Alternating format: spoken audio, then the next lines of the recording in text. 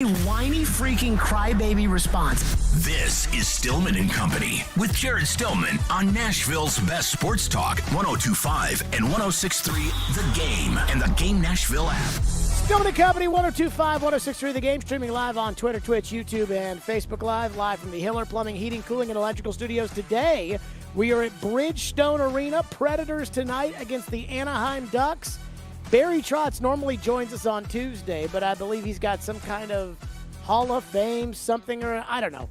So Barry Trotz is going to join us tomorrow. Now, I will say this about the Predators. I am fully invested in embracing the tank. So, again, they may be terrible this year. We all signed up for it when we begged them to rebuild, and I'm okay with it. So, again, that's my new slogan for this season as of right now. Embrace the tank. Ian is here today. Hello, Ian. What up, what up? Okay, let's start right on it. This morning I woke up and I went right upstairs and I flipped on the film and I said, all right, let's watch a Titans offense. Let's watch the offensive line. But most importantly, once again, the most important thing this season is what, Ian? Will Levis. The quarterback. So let's evaluate the quarterback and let's go inside the film room. You are now entering Jared's Film Room. All right, Will Levis against the Tampa Bay Buccaneers. Now, I had 6 really good plays by Levis and 6 really bad plays by Levis. There were other plays, that could have been really good if Nick Westbrook-Akine had caught the ball, in which I didn't credit Levis because the ball was outthrown by about 1 tiny little inch. So I got 6 good throws. A tight one to Chris Moore in the first quarter. A good read. Now, this was a ball that ended up being batted down, but I thought the read was excellent by Levis. It was a blitz by Tampa Bay. Hot read, boom, pops it right over the middle to Spears. Now, again, it got batted down, but it was the right decision, and I thought it was a good decision on his part. He had a great throw to Chig in the third quarter on 2nd and 14 that Chig, of course, dropped. He had a good throw in the red zone to Chig in the fourth quarter that Chig tried to drop but didn't and ended up catching it. I thought it was a great throw by Levis. He had a great throw down in the red zone into the hands of Chig Okonkwo that not only should have been caught and should have been a touchdown, it should have been an interception had DeAndre Hopkins not made a great play. Apparently, he's the best defensive back you have, but that was because, again, Chig can't catch. I don't know what's gotten into Chig, by the way. I don't remember him dropping the football this much last year. And then in the fourth quarter, he had a beautiful throw on the run. He rolls out to the right on the run, fires one on the sidelines for a huge gain for Kyle Phillips. Now, when it comes to the bad with Levis, it was a mixture. 3 and 3. I got 6 bad, 3 bad decisions, 3 bad balls. Now, again, when I highlight something as good or bad, it has to be like good is above the normal and bad is above the normal. When somebody gets a bad from me, it's because you ruined the play, not because you didn't necessarily do your job. But he had a bad decision on a ball where he ended up completing to Chig on a 3rd down.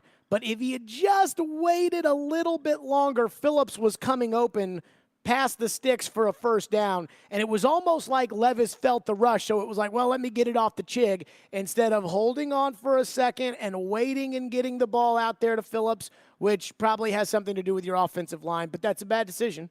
He had a bad ball, a high throw for Nick Westbrook-Akine that could have been intercepted. He had a bad decision on an incompletion for Chris Moore that the linebacker should have intercepted because he just didn't see the linebacker. Devin White was just there, and he just didn't see him, and he threw it, and that's dangerous. He had an incompletion to Kyle Phillips I put as a bad decision because Spears was leaking out and would have been a very easy throw and a big gain. And then late in the fourth quarter, he had 2 bad throws over the middle in the seam. Both were for Josh Wiley, and both were just bad throws. He's got Wiley wide open, and he overshoots him by about 8 yards. And that's just a bad throw. But what I saw from Levis in the start when watching the tape is I saw a lot of good, a lot of things that I look at. I'm like, man, I like this in my quarterback. Number one, he's tough. And not only is he tough, but every time he got hit, there wasn't even a second where he laid on the ground or where he looked at the line like, what the hell is the matter with you guys? I mean, every time he got popped, he got right back up. And you could see in the following play that pop that he had taken the play before wasn't affecting him, which I think is great. Now, I don't know how long that lasts because, again, you know, we said this with Tannehill at the beginning of the season after the first 2 games. I said, I don't think he can do 15 more of these. I mean, you know, they're 9 games in. Can Levis do 8 more of these of him just getting popped? I thought he made some great tight throws. I mean, I talked about the one to Moore that he just zipped in there. The one that Chig should have caught that he just zipped right in there. I mean, some real tight throws. We all know he can spin it, but he has got a freaking rocket launcher that does matter in those tight window throws where you really got to zip it in there. You know, you really got to have the arm strength. I think one thing that I like about Levis that I noticed on the film is I think he is listening to the coaching. So when they run fakes and they run certain plays and what I like to call gimmicks, where they're basically trying to catch the defense by surprise or they're trying to trick them, Levis did an excellent job of selling the fake, specifically on the one throw inside the red zone to Wiley, where the linebacker ended up making the catch at the 9-yard line, where, again, they run kind of a fake, a sweep, and then they fake kind of a screen, and then he throws it, Wiley releases, and he throws it over the middle, and Tampa's defense had no idea what was coming. And a lot of that is because the young quarterback executed the fake perfectly. Well, my guess is they had this play in there, and they said, hey, here are the keys to be able to run this play effectively. Here's how we have to fake them. And I thought that he did a great job of that. I mean, I really think that when they tell him something, I think that he listens, and I think it computes, which, again, is a big deal for a young quarterback. So I really like that.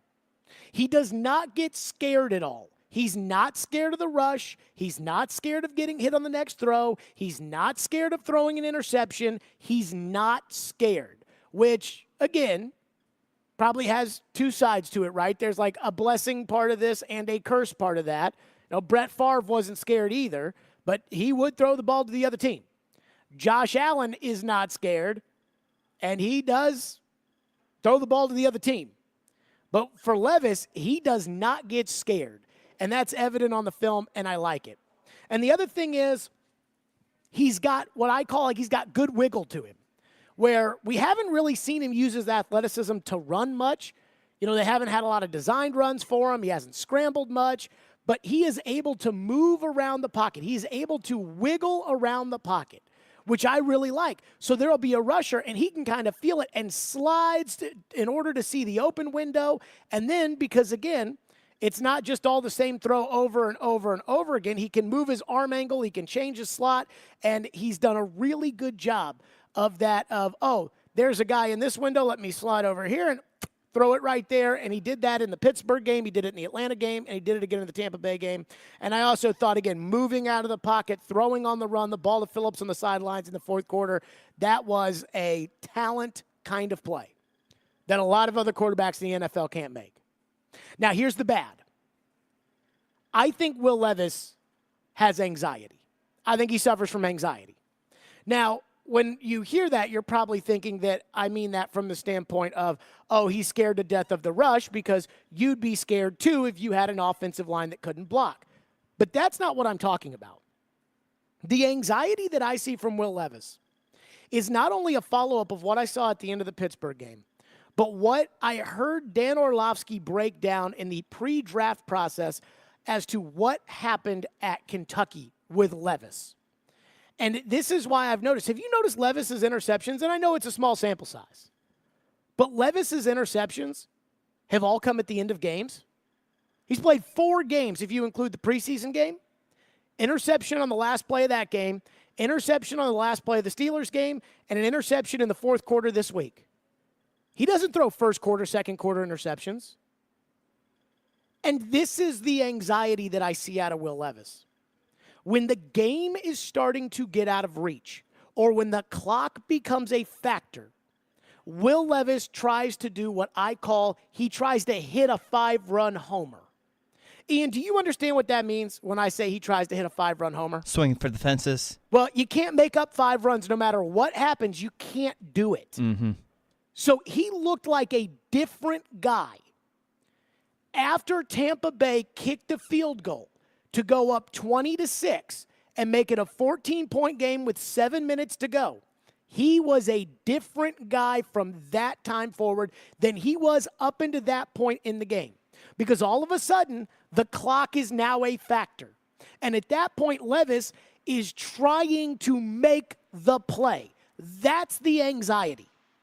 The anxiety is everything that I've been good at so far in terms of my mechanics and my anticipation and sticking to my keys, and it all goes out the window because he's got inside of him this determination, and you could say it's a frustration. I would argue it's more of a fear that the game is going to get away or that the game is going to be lost, but he has that fear inside of him of, I have to make the play to win the game right now.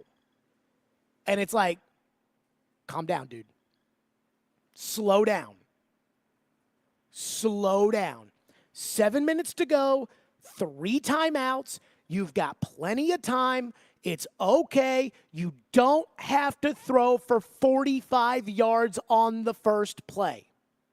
It's okay. Take what the defense gives you. That is something that I've noticed. And not only have I noticed it, I've noticed that the coaches coach that way. They coach knowing that they think Levis is going to try to go out there when the clock is a factor, and they're going to try to slow him down.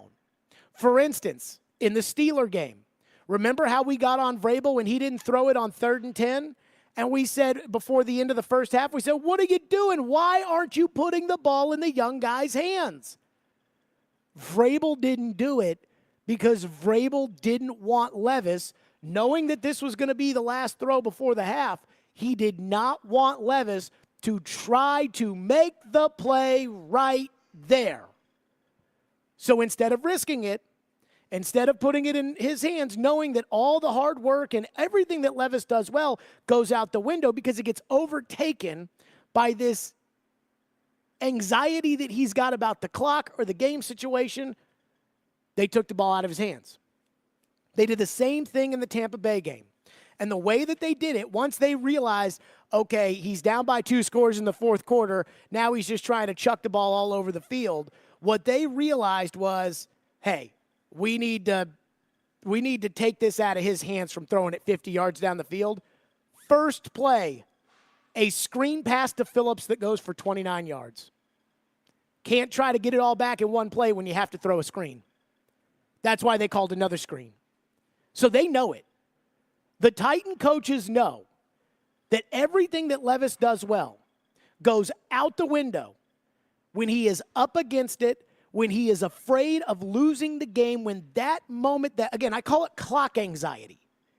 When he looks up and sees and says, oh no, I've only got 3 minutes and 12 seconds. I've got to make the play to get us back in the game, or I've got to make the play to win the game. Again, the 5-run homer. You can't hit it all in one play.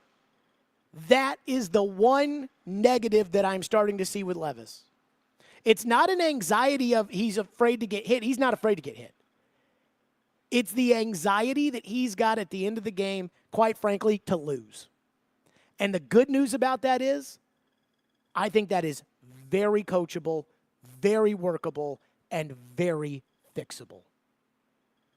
Take a deep breath. Slow down. Just slow your heart rate down and just get back to playing ball. The good, he's got the things you can't teach. The good, he's smart. That S2 score is not an accident. The good, he's tough. The good, he's a good teammate.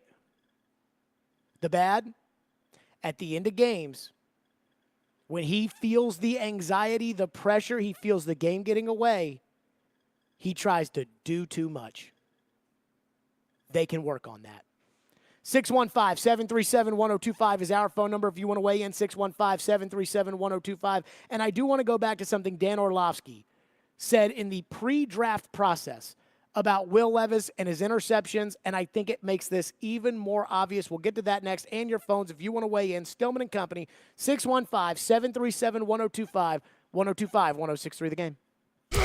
He breaks down every game The players are still going to be fine. and knows the ins and outs of the two-tone blue. They deal with their own position coaches. He is ESPN NFL Nation Titans reporter Teron Davenport. It's clear what he's doing. TD joins every Monday at 1, Thursdays at 3, Friday mornings at 8, and anytime on the Talkin' with TD podcast. I think that's really cool how he could show both sides. TD is on 102.5 and 106.3 The Game and the Game Nashville app.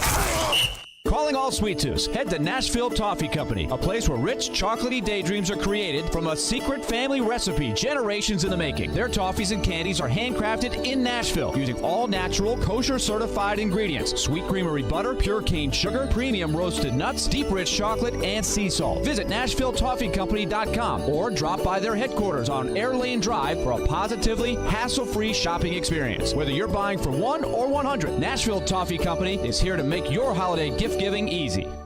You know that feeling you get when your team goes big? You can get that same feeling on Zen Sports. When you sign up for a Zen Sports account, you will receive up to a $1,000 no-danger first wager. That's right. When you place your first bet in Zen Sports, you can be reimbursed for the amount of your first bet up to a $1,000 maximum if the bet loses. No other sportsbook will offer you a premier sports betting experience with 24/7 customer support and faster withdrawals like Zen Sports. Zen Sports. Betting just got better. Gambling problem? Call 1-800-889-9789. Terms and conditions apply. Must be 21 and up and in Tennessee to bet. Go big or go home. Unless you're part of Smashville. Because here, going big means you are home. Big hits. Big names. Big history. Big energy. Welcome to Smashville. Preds fans, join us as we take on the Anaheim Ducks this Tuesday, November 14th at Bridgestone Arena. Secure tickets today at NashvillePredators.com.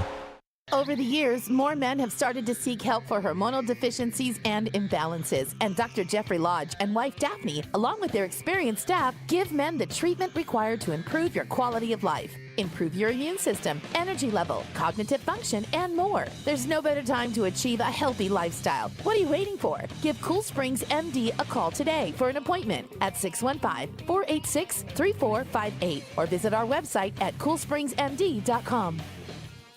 Meet Bruce. Hey there. He's a busy soccer dad who's trying hard to learn the game. Go for the end zone. Whoops. Luckily, other things come easy, like banking with Chase. On a tip from his banker, he set up AutoSave in the Chase mobile app. So what are you saving for, Bruce? Father-daughter soccer camp. Smart bankers, convenient tools, one bank with the power of both. Visit chase.com/checking. Chase, make more of what's yours. AutoSave requires a Chase checking and savings account. Chase mobile app is available for select mobile devices. Message and data rates may apply. JP Morgan Chase Bank and a member FDIC. You can always join the show by calling or texting at 615-737-1025. Our phone line is driven by WilsonCountyHyundai.com. This is Stillman & Company on 102.5 and 106.3 The Game and the Game Nashville app.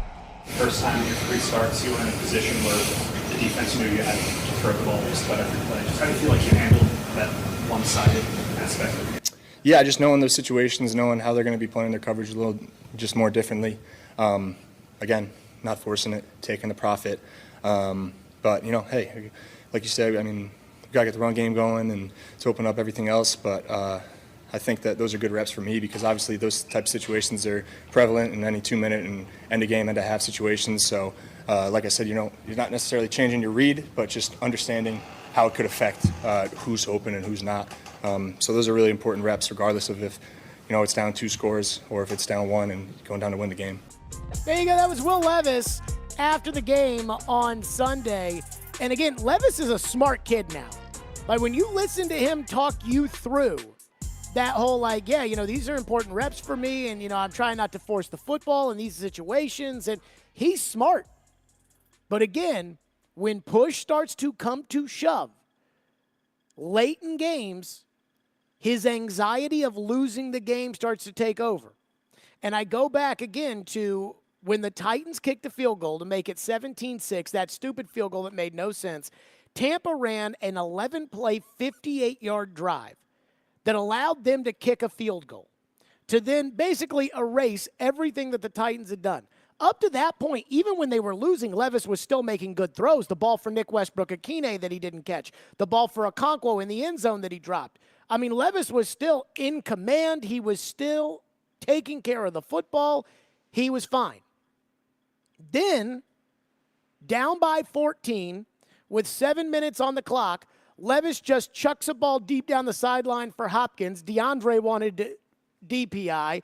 They probably should have called OPI. But DeAndre, I mean, again, this was I got to get it back all on one play, and I'm just going to throw it deep for DeAndre. Kind of a little frustration.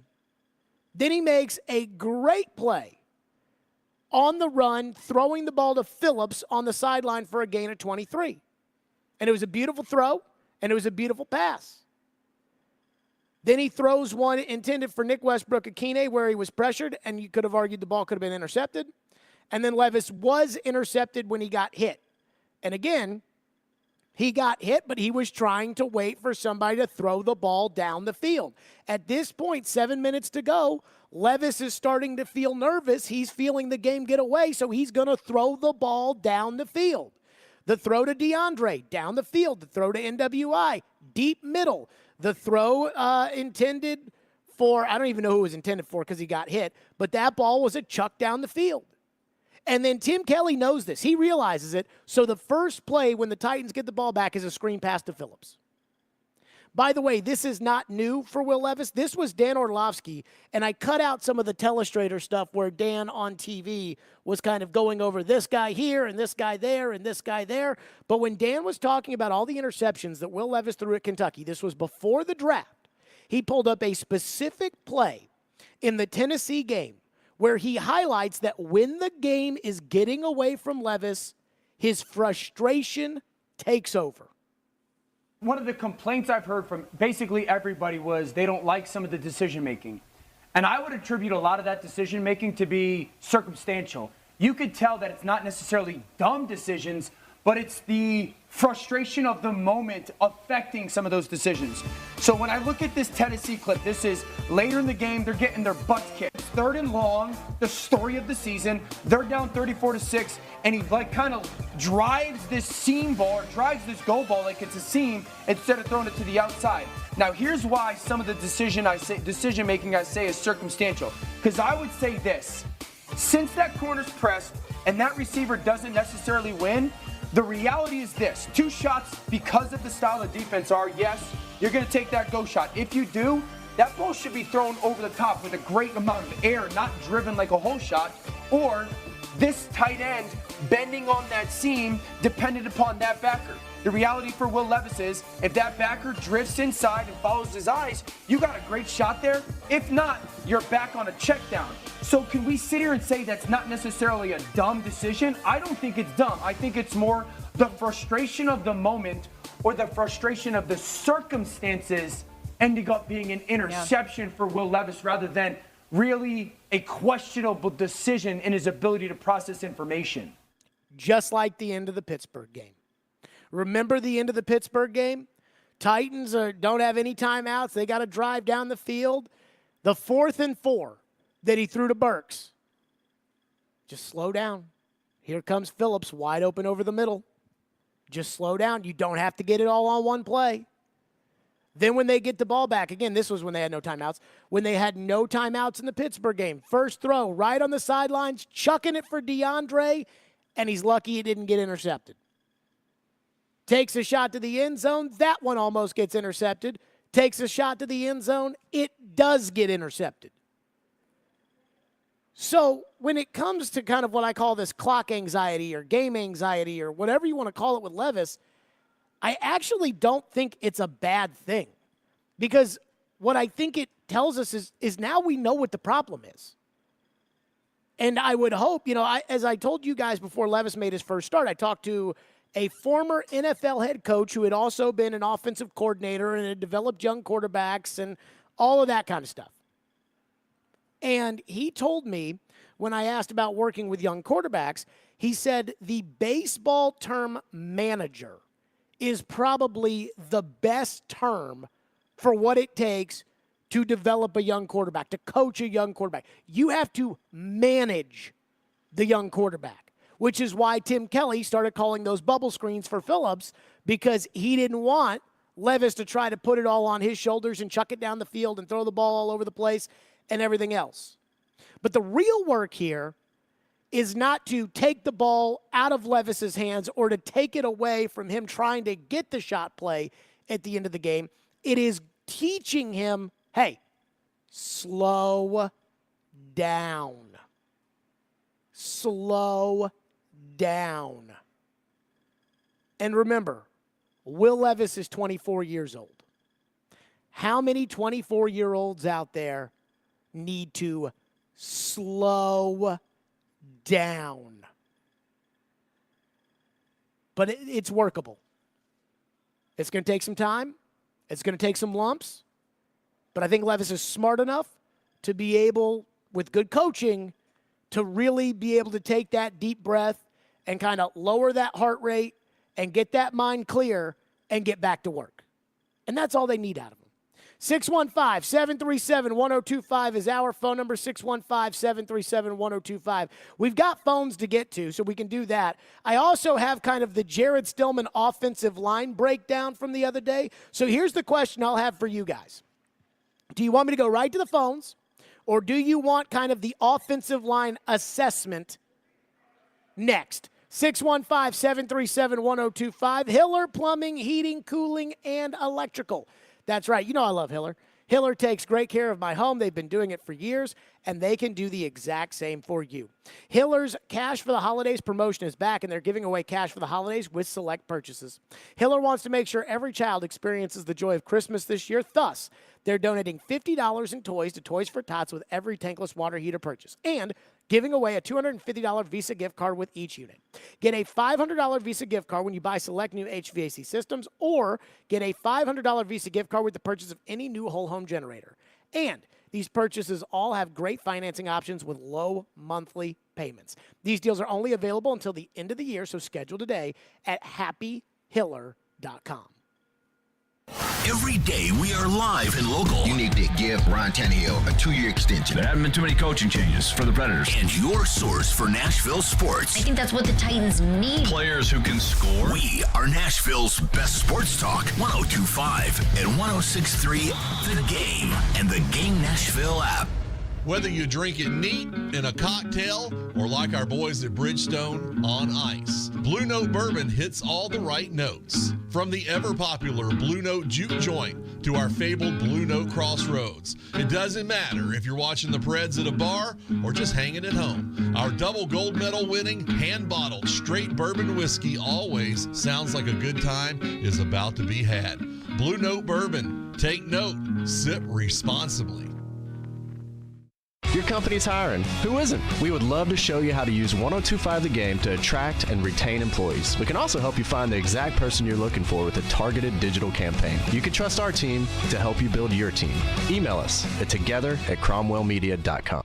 Competitive Edge Strength and Conditioning is a locally owned and operated gym located off Lebanon Pike in Hermitage. Hey guys, it's Big Joe, and Competitive Edge is my gym, and they've made a huge impact in my life. Competitive Edge offers everything you want in a gym. Great rates, best personal trainers, super motivational, high-energy workouts, clean and organized, great family atmosphere, and they offer a ton of great classes like my favorite, cardio boxing, which has changed my life. Competitive Edge is open 7 days a week, and they're ready for you to join. Make sure you go check them out and tell them Big Joe sent you.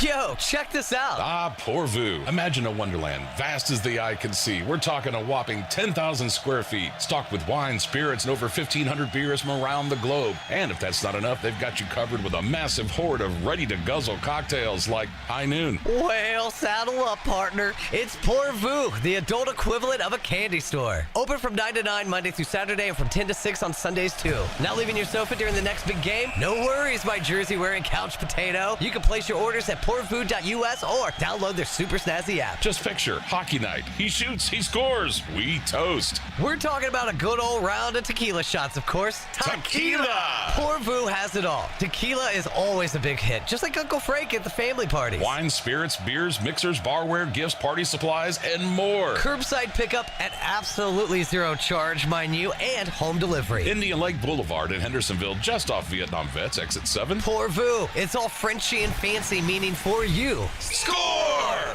In any work environment, culture is the most important thing. And what makes up the culture? The people. Hey, this is General Manager Sean Ford with Cromwell Media. And this month, we have several celebrating their anniversary working with us. From our sales department, Nicola Spencer is celebrating 19 years. From engineering, Ted and Holly, 13 years. And Willie Donick with 102.5 The Game is celebrating 12 years with us at Cromwell Media. If you're looking for a new career, reach out to us at together@cromwellmedia.com. Love what you do, love where you work.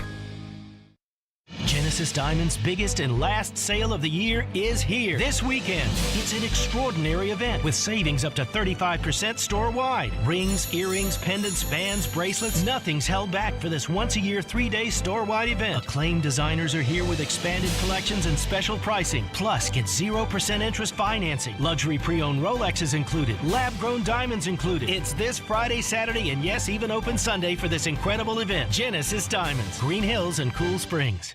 Green right, box 2, run, double K.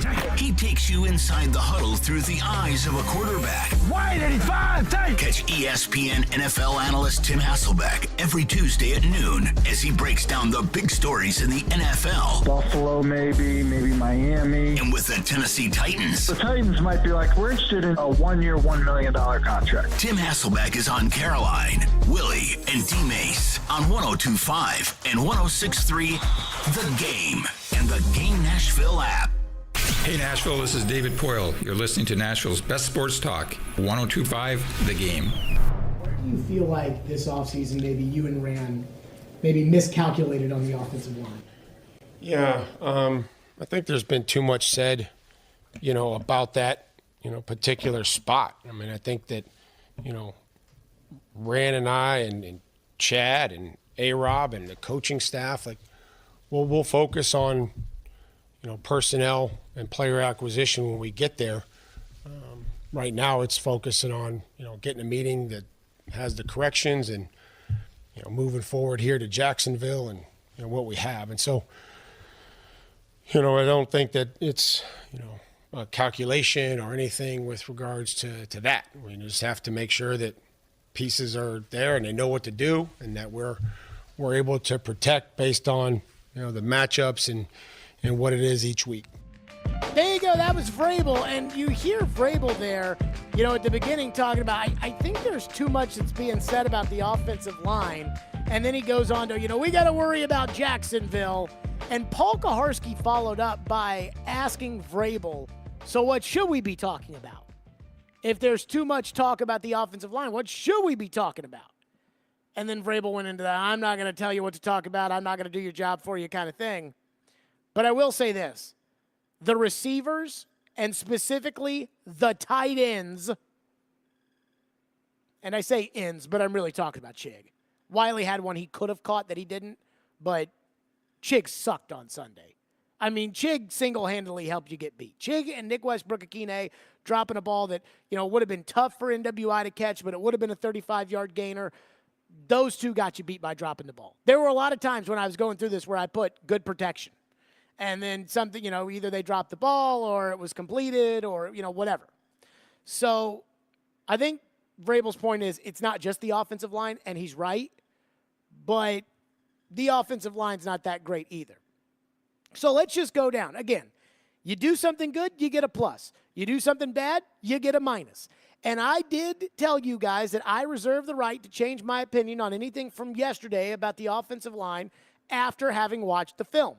So guess who got the worst score? Ian, I'm just going to let you guess who got the worst score. Does Dillard count? Yes, he does. Okay, I'll go Dillard. Dillard at -4 got the worst score by my book of anybody, and he played what, 1 quarter? I mean, yeah. I don't know what they're going to do. He sucks. Like, there's no way around it. He's terrible. And that was a humongous mistake on their part. And the fact that they have committed to this, they should have moved off of him in training camp. I'm dead serious. Like in training camp, they should have moved him to a reserve role. Not, let's play some games and see. No. Replacement level guys are better than him. Skoronski, -3. Now, he was -6, but he had 3 pluses, so he ends up at -3. Let's put Peter off to the side. That's a much bigger discussion to get to here in a second. Dylan Radens, -6, +3, -3. So Radens and Skoronski are both behind Dillard, but they are the second worst linemen of the game at -3. Andrew Rupchich was -3 +1. That's -2. Rupchich played like a replacement-level practice squad guy, run into the lineup in the middle of the game. You can't blame Rupchich. He was fine, for what his role is and what, again, they don't pay him any money, and he's a practice squad guy, so you're going to get that. Aaron Brewer, 3 minuses, 3 pluses, net 0. Chris Hubbard, 3 minuses, 3 pluses, net 0. So Hubbard and Brewer both netted out 0. I actually thought Brewer played kind of well in that game just from all around watching the tape.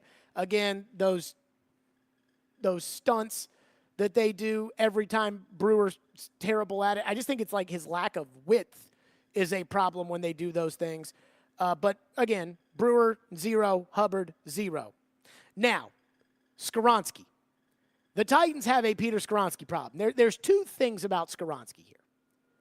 First is now I know why he's not playing tackle. He's not playing tackle because his feet are slow. That's why he's playing guard.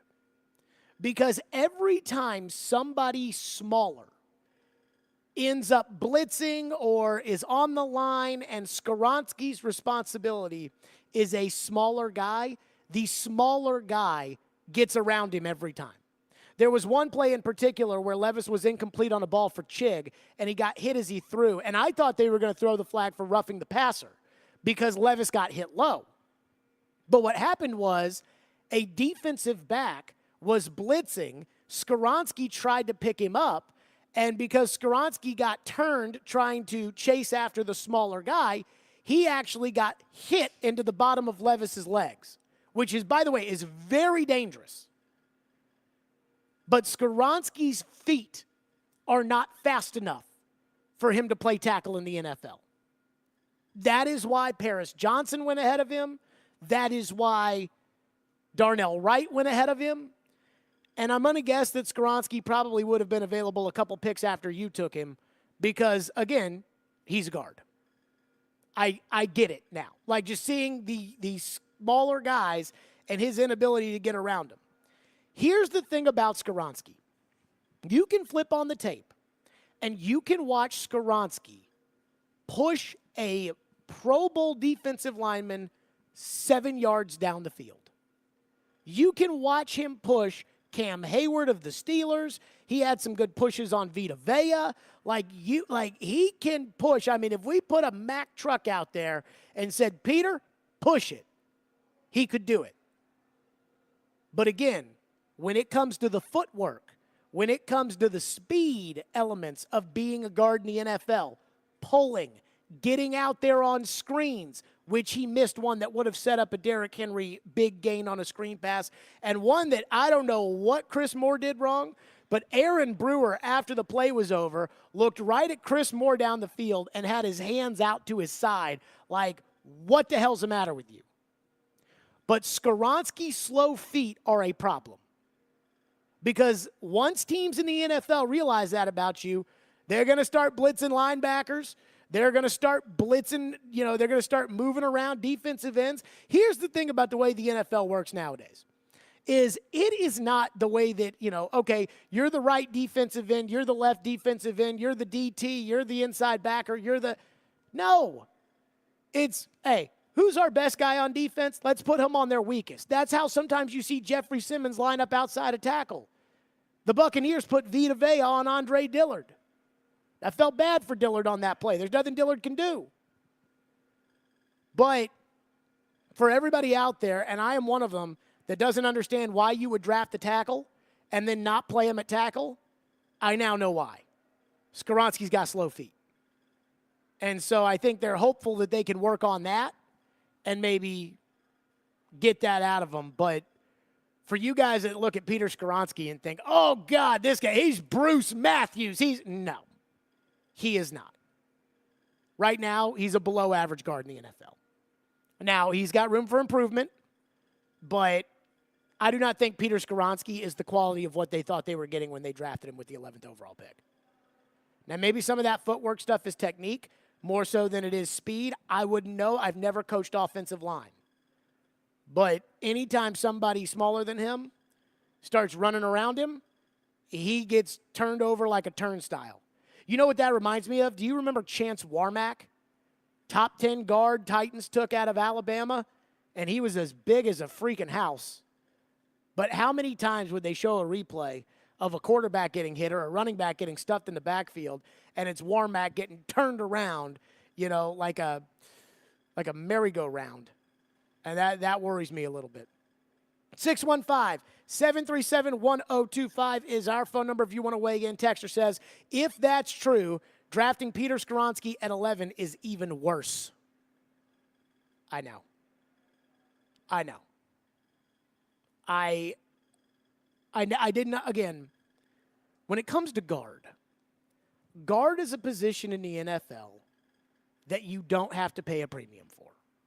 And if you do pay a premium for a guard, he better be going to the Pro Bowl every year. Think about the guards that get drafted in the first round for the most part. First of all, there's a lot of tackles that get drafted in the first round, and after they realize they can't play tackle in the NFL, they move them to guard. But think about the guards in the first round. Chris Lindstrom in Atlanta makes a freaking fortune. But how many games does Atlanta win? Quentin Nelson of the Colts, $20 million guard.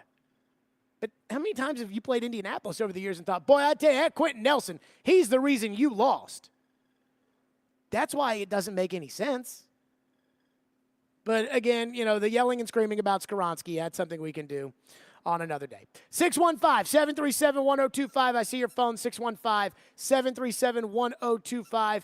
If you want to weigh in here on the program, we'll do that next. We'll get to you, 615-737-1025. Stillman & Company, live from Bridgestone Arena here on 102.5-1063 The Game. And let me tell all the fine folks out there on what is a Predators game day today against the Ducks to make your silly underdog picks for your chance to win weekly prizes. Go to theGameNashville.com or the 102.5 The Game app, and Silly Underdog Picks is presented by Volunteer Hose and Gasket.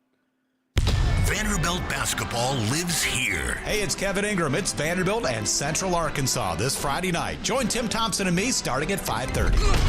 Your home for the Commodores is 102.5 and 106.3 The Game and the Game Nashville app. Twin Peaks is the best in the game. Here, you're in the red zone for every college rivalry and divisional matchup all season long. On game day, you never have to decide which teams to watch, only what combination of bites, burgers, wings, and more to order. Plus, where else are your favorite draft beers always poured at a frozen 29 degrees? Only at Twin Peaks, the #1 sports bar. Stick around after the sun sets. Twin Peaks is open really late. Wind down with bourbon and late-night bites. Only at Twin Peaks. Need cash for the holidays or want to be credit card debt-free for the new year? Call Loan Pronto today. Their Express Equity line of credit could get you $20,000, $50,000, $100,000 in as little as 5 days. Willie Donick here. Listen up. You've got a ton of equity in your home, and Loan Pronto can help turn that equity into cash to put it to use. You can access up to 95% of your home's value.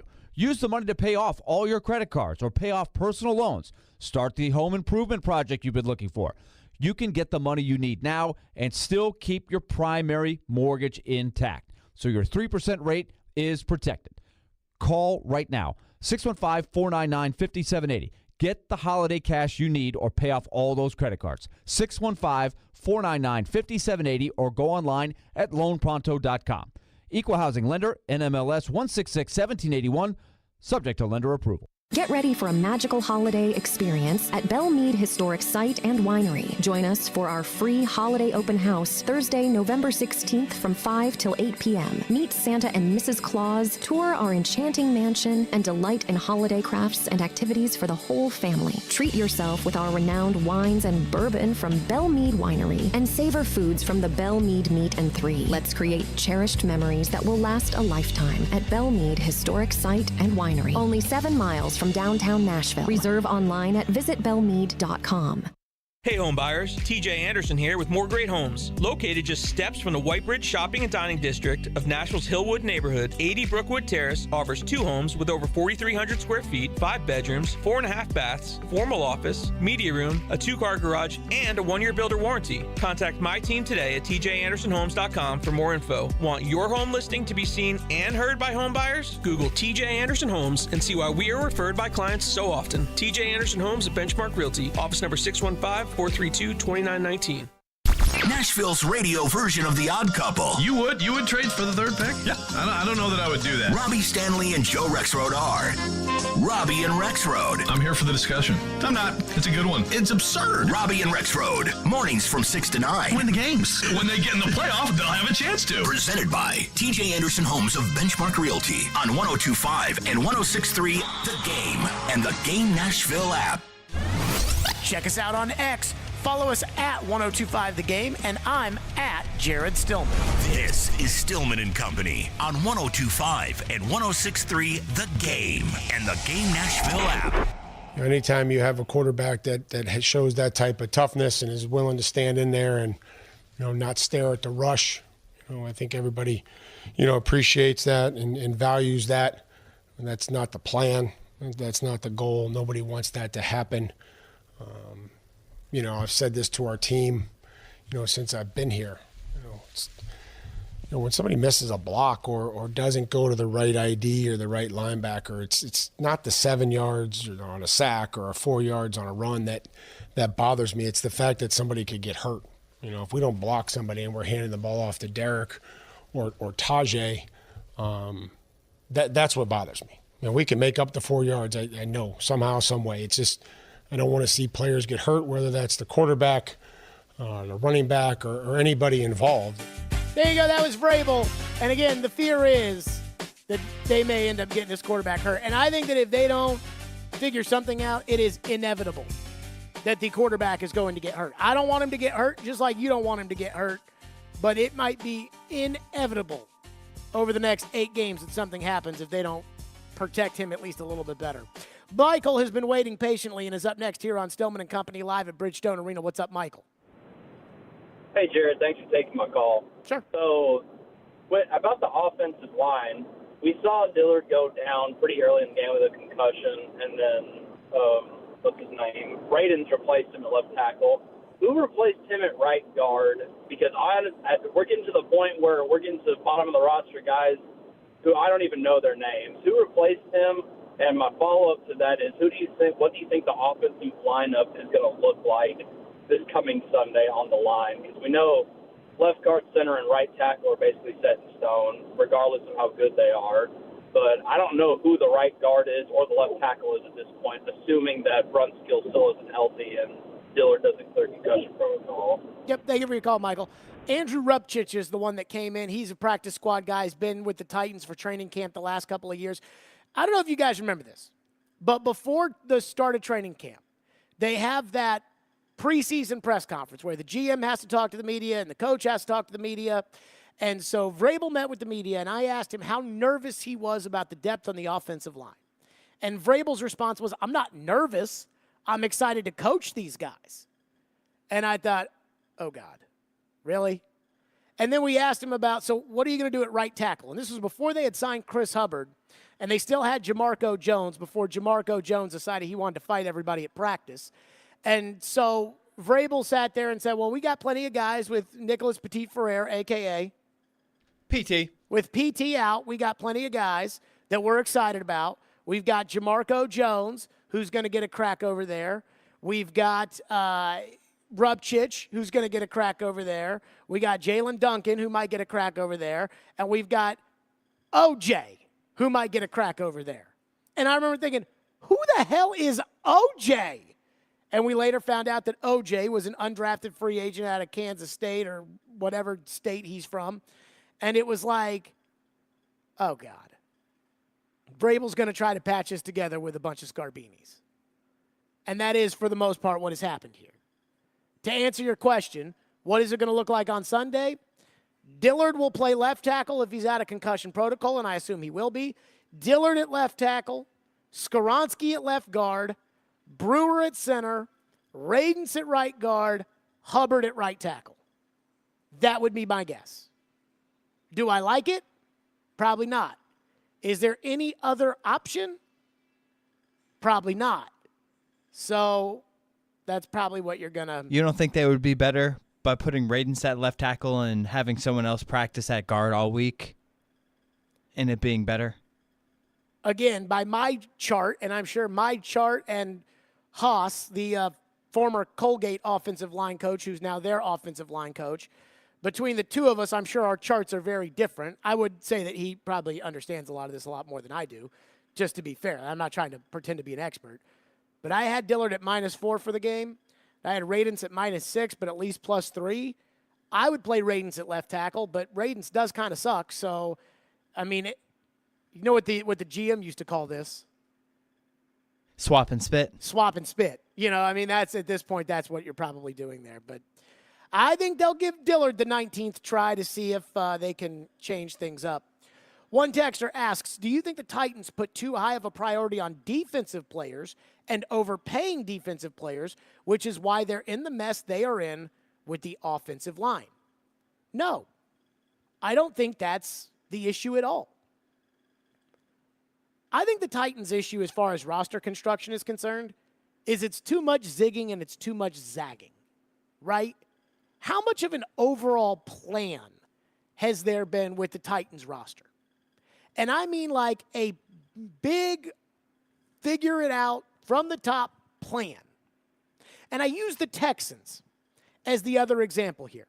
I texted a former NFL head coach after Anthony Richardson ran a 4.4 at the combine, and I told that former NFL coach, I said, if I'm the Colts, I am drafting Anthony Richardson with the 4th overall pick. I am re-signing Matt Ryan. Now, this is before factoring in the fact that Minshew was available and knows the Shane Steichen offense for Jalen Hurts. But I'm re-signing Matt Ryan, and I'm putting Matt Ryan at quarterback, and I am signing Dalton Schultz from the Cowboys, and I am drafting a receiver to go with Richardson, and I'm going to hand the ball to Jonathan Taylor 800 times a game. And the NFL coach said, bingo. Replied to me and just said, bingo. Because that's the organizational plan, right? We're going to draft this young quarterback. We're going to sign this other quarterback, whether it's Ryan or Minshew. We're going to sign this other quarterback to be the starting quarterback and to be the mentor to Richardson and to show him how to play quarterback in the NFL. Our organizational structure, we're going to run the offense for Jalen Hurts because we think Richardson can run that offense. We're going to draft him a wide receiver early in the draft because we need to develop a stud receiver. We've got Pickman, we've got Pierce, but we need a young receiver, and we're going to go buy him a tight end. And then we're going to hand the ball to the running back, again, 800 times to minimize the exposure to the quarterback. But Indy didn't do that. Indy drafted him, and he's our quarterback! And they're running quarterback sweeps with him, and now he's in the hospital. Stupid. The Texans, meanwhile, knew that they were getting Will Anderson Jr. and a quarterback. I heard Dan Graziano say the night after the draft that there were people inside the Texans building who preferred Will Levis to C.J. Stroud, which is crazy to think about now. But that is, in fact, what he said. They thought they were going to take Will Anderson Jr. with the 2nd pick. They were going to trade back with Seattle to get to 5, and they were going to take C.J. Stroud. And then when they caught wind that you wanted C.J. Stroud, they changed their plans. But again, I go back to the organizational decision. What the Texans decided to do was, we are going to help out the young quarterback. They didn't even know exactly who their young quarterback was going to be. Because Carolina could have taken C.J. Stroud at that spot. And when free agency started, that was when, again, you have to have your plan ready to go. But what did the Texans do? They traded a low draft pick in order to get Shaq Mason from the Buccaneers, so they're paying a guard $12 million. Is the guard worth $12 million? Probably not. But they're paying him $12 million, so it's like, okay, we got 2 veteran guards, we've got 2 veteran tackles to go with our young quarterback. Then they went out and they added different receivers that do different things. They had Nico Collins. They added Noah Brown, who is a speed receiver. They throw the ball deep to Noah Brown. They added him from the Cowboys. He started something like 13 games last year. Then they added Robert Woods. And somebody told me when I was talking about this at the press conference yesterday before Vrabel got up there, and I was talking about Robert Woods, and they said, well, he sucked last year for the Titans. Right. Robert Woods as your number 1 receiver at $16 million as a replacement for A.J. Brown is not the answer. But Robert Woods as your 3rd or 4th guy in a room with a young Nico Collins, a young Tank Dell, and I would argue a young-ish, but has some experience, Noah Brown, with a young quarterback is a great idea, and they signed Dalton Schultz, a starting tight end. So what's happened with the Titans, to answer the texter's point, is they've done too much zigging and zagging, where it's like, okay, we're going to draft the guard first. All right. So now we're building a team for Tannehill and Henry to try to run it back in 2023. You need to work on the line. You need receivers. You need another tight end. Well, now we're trading to get a quarterback to be our future guy. And so on Thursday, you zigged, and on Friday, you zagged. You went into free agency, again, I think, with the plan that you were going to run it back with Henry and Tannehill and that you were going to give it another crack. You didn't have a left tackle. You didn't have a left guard. You didn't have a center. You didn't have a right guard. And you might have had a right tackle. And you went out and got a bunch of backups. That's what Arizona, who knows they're not trying to win, would do. That's why Arizona released DeAndre Hopkins. They didn't want to pay the money. So I guess what I'm saying is, when it comes to building the Titans roster, the problem is not, was there an over-reliance on this position? Was there an over-reliance on that position? The problem was there's too much, one day we want to do this, the next day we want to do that. And as bad as the A.J. Brown trade was, and it was bad, at least that makes sense. Like, at least there was a thought process behind it. It was a wrong thought process, but at least there was a thought process. With some of this other stuff, it's just like, oh, yeah, take the running back. Okay. 615-737-1025. A lot of you want to weigh in, so we will get to you. 615-737-1025 if you want to weigh in. Plus, the one thing that I know she doesn't want to do, but I think the owner of the Titans might need to do. We'll get to that. Join me, Chris, and Derek live at Twin Peaks in Cool Springs Sunday, 9:30 to 11:30 for the award-winning pregame show. We get you set for the Titans and the Jags and give you the latest updates on the team before the game. The award-winning pregame show is presented by Parman Tractor and Equipment and The Beast Unleashed. When you want all the Going in and the score. Blast the score. He wrists one, they score. And don't forget the Oh, what a stop. Sliding across to make the save. The backhander, nice stop. when all you want is Smashville. We have you covered. Hear every Predators game right here. We are your home for Smashville. 102.5 and 106.3 The Game and the Game Nashville app. ElectronicExpress.com. We make it happen. At Mercedes-Benz of Music City, a healthy and productive culture takes a day-to-day discipline. Here's Sam Cavett, General Manager, with a few thoughts. Mercedes-Benz has its standard, and we have Dream Motor Group standards. They're definitely on the same level, but I feel like we challenge ourselves at least as much as Mercedes-Benz challenges us. It's a genuine motivation to take care of customers, and we see it in the customer reviews. Live the dream at Mercedes-Benz of Music City, mbofmc.com. Hey, let me tell you about burger joint Black Tap Craft Burgers and Beer. And they've been winning fans and accolades since opening in downtown Nashville. They serve award-winning craft burgers, wings, salads, over-the-top crazy milkshakes, kicking cocktails, and good times. Then throw in an 80s, 90s Soho design vibe, throwback music, and awesome staff. It's no wonder why Black Tap just won Nashville Scene's Best of Nashville's Readers Poll for Best New Restaurant and Best New Bar. Check out Black Tap, located downtown across from the Batman Building on 3rd Avenue in Commerce. Discounted parking is also available.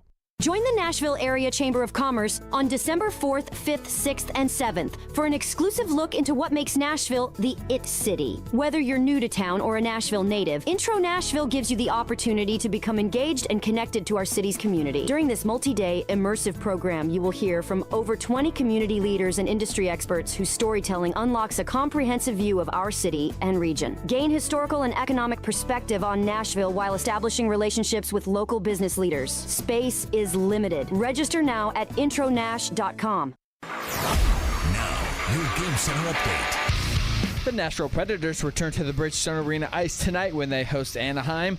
The team announced earlier today that the recalled defenseman Spencer Stastny from AHM Milwaukee and forward Tommy Novak was placed on IR and is expected to miss 4 to 6 weeks.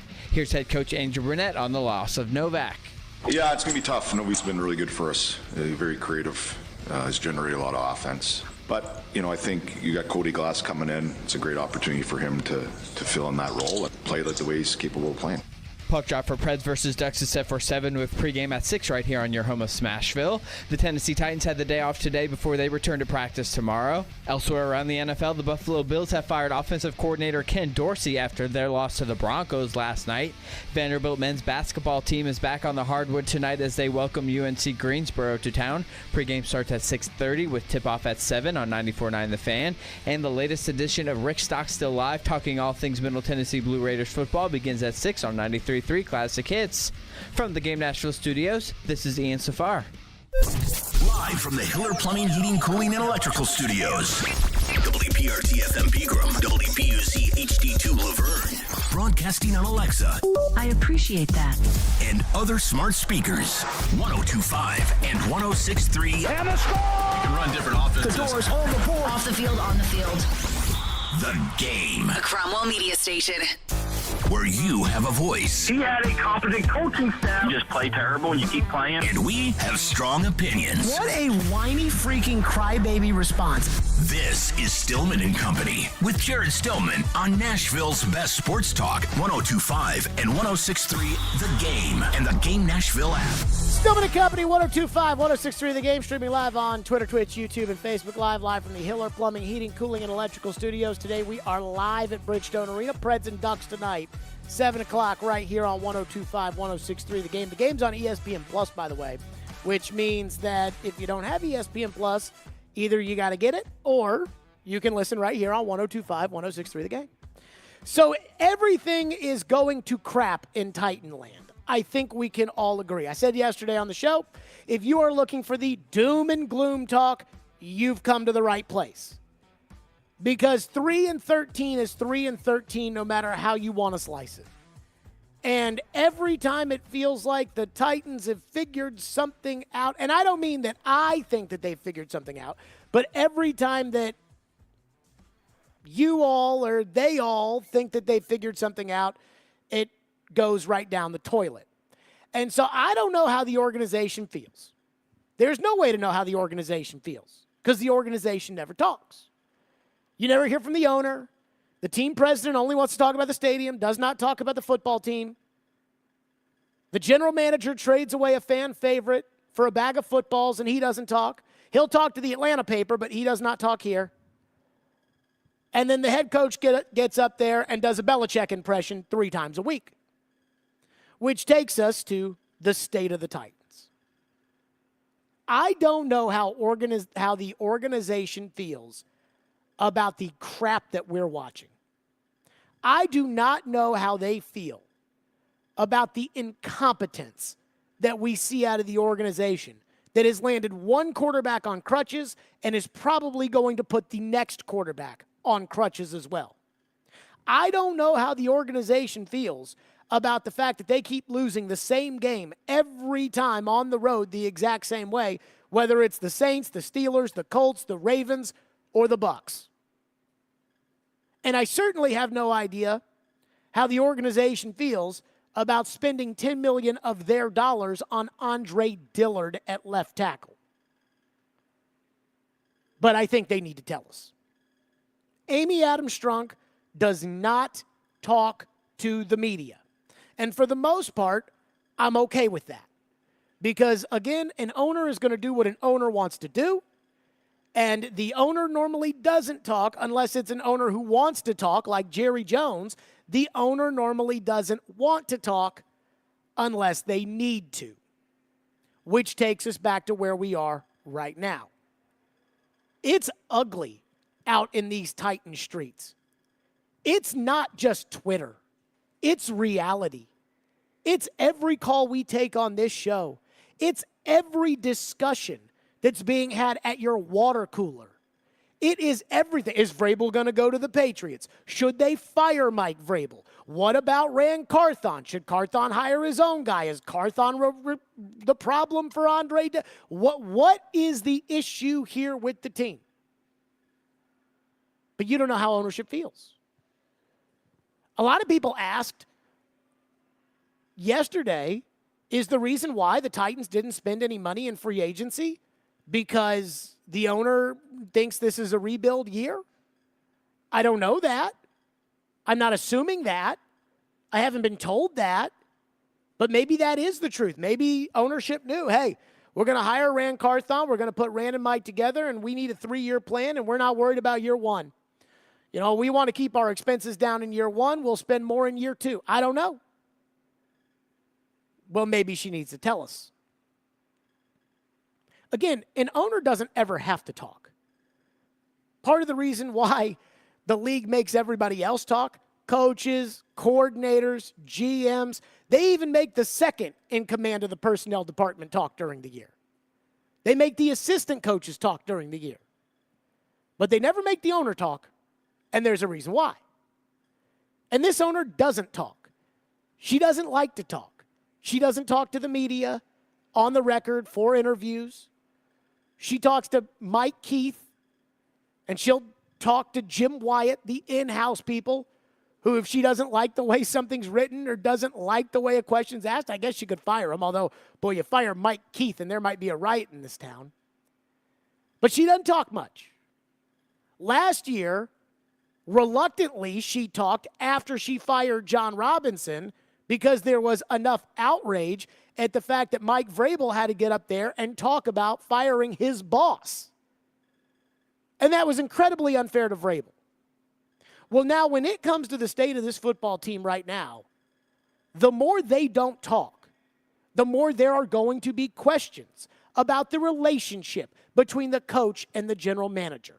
The more there are going to be questions about the future of the head coach. The questions of, do they believe in the coach? They extended him 2 years ago.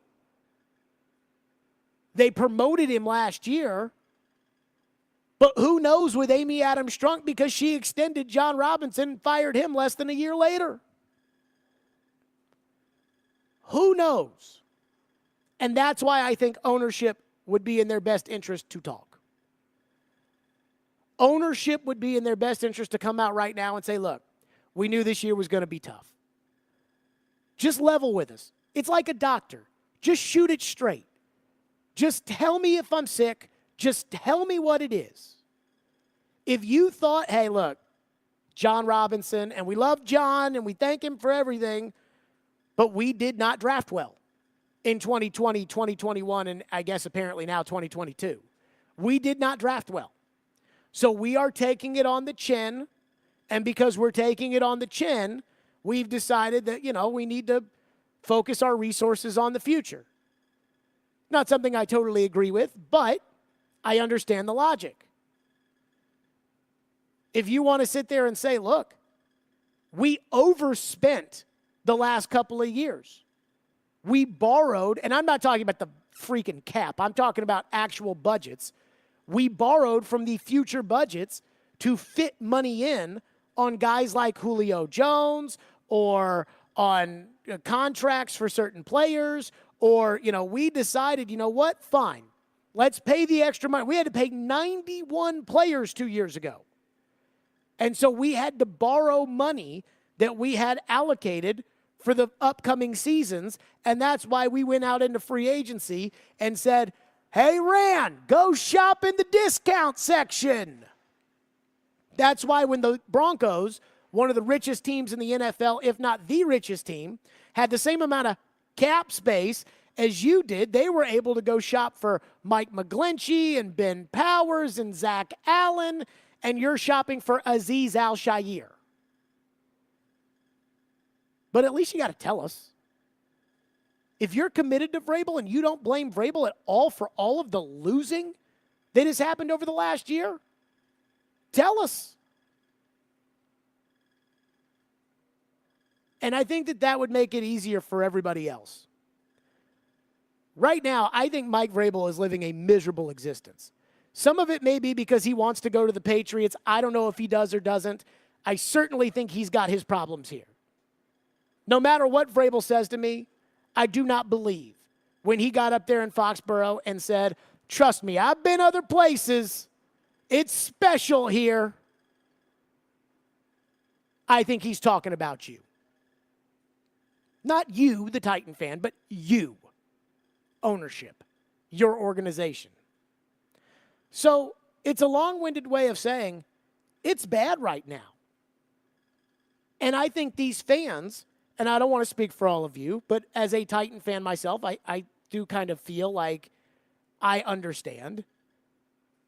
I think there's a feeling of frustration and anxiety about what's next for the organization because we don't know what the goals of the operation are.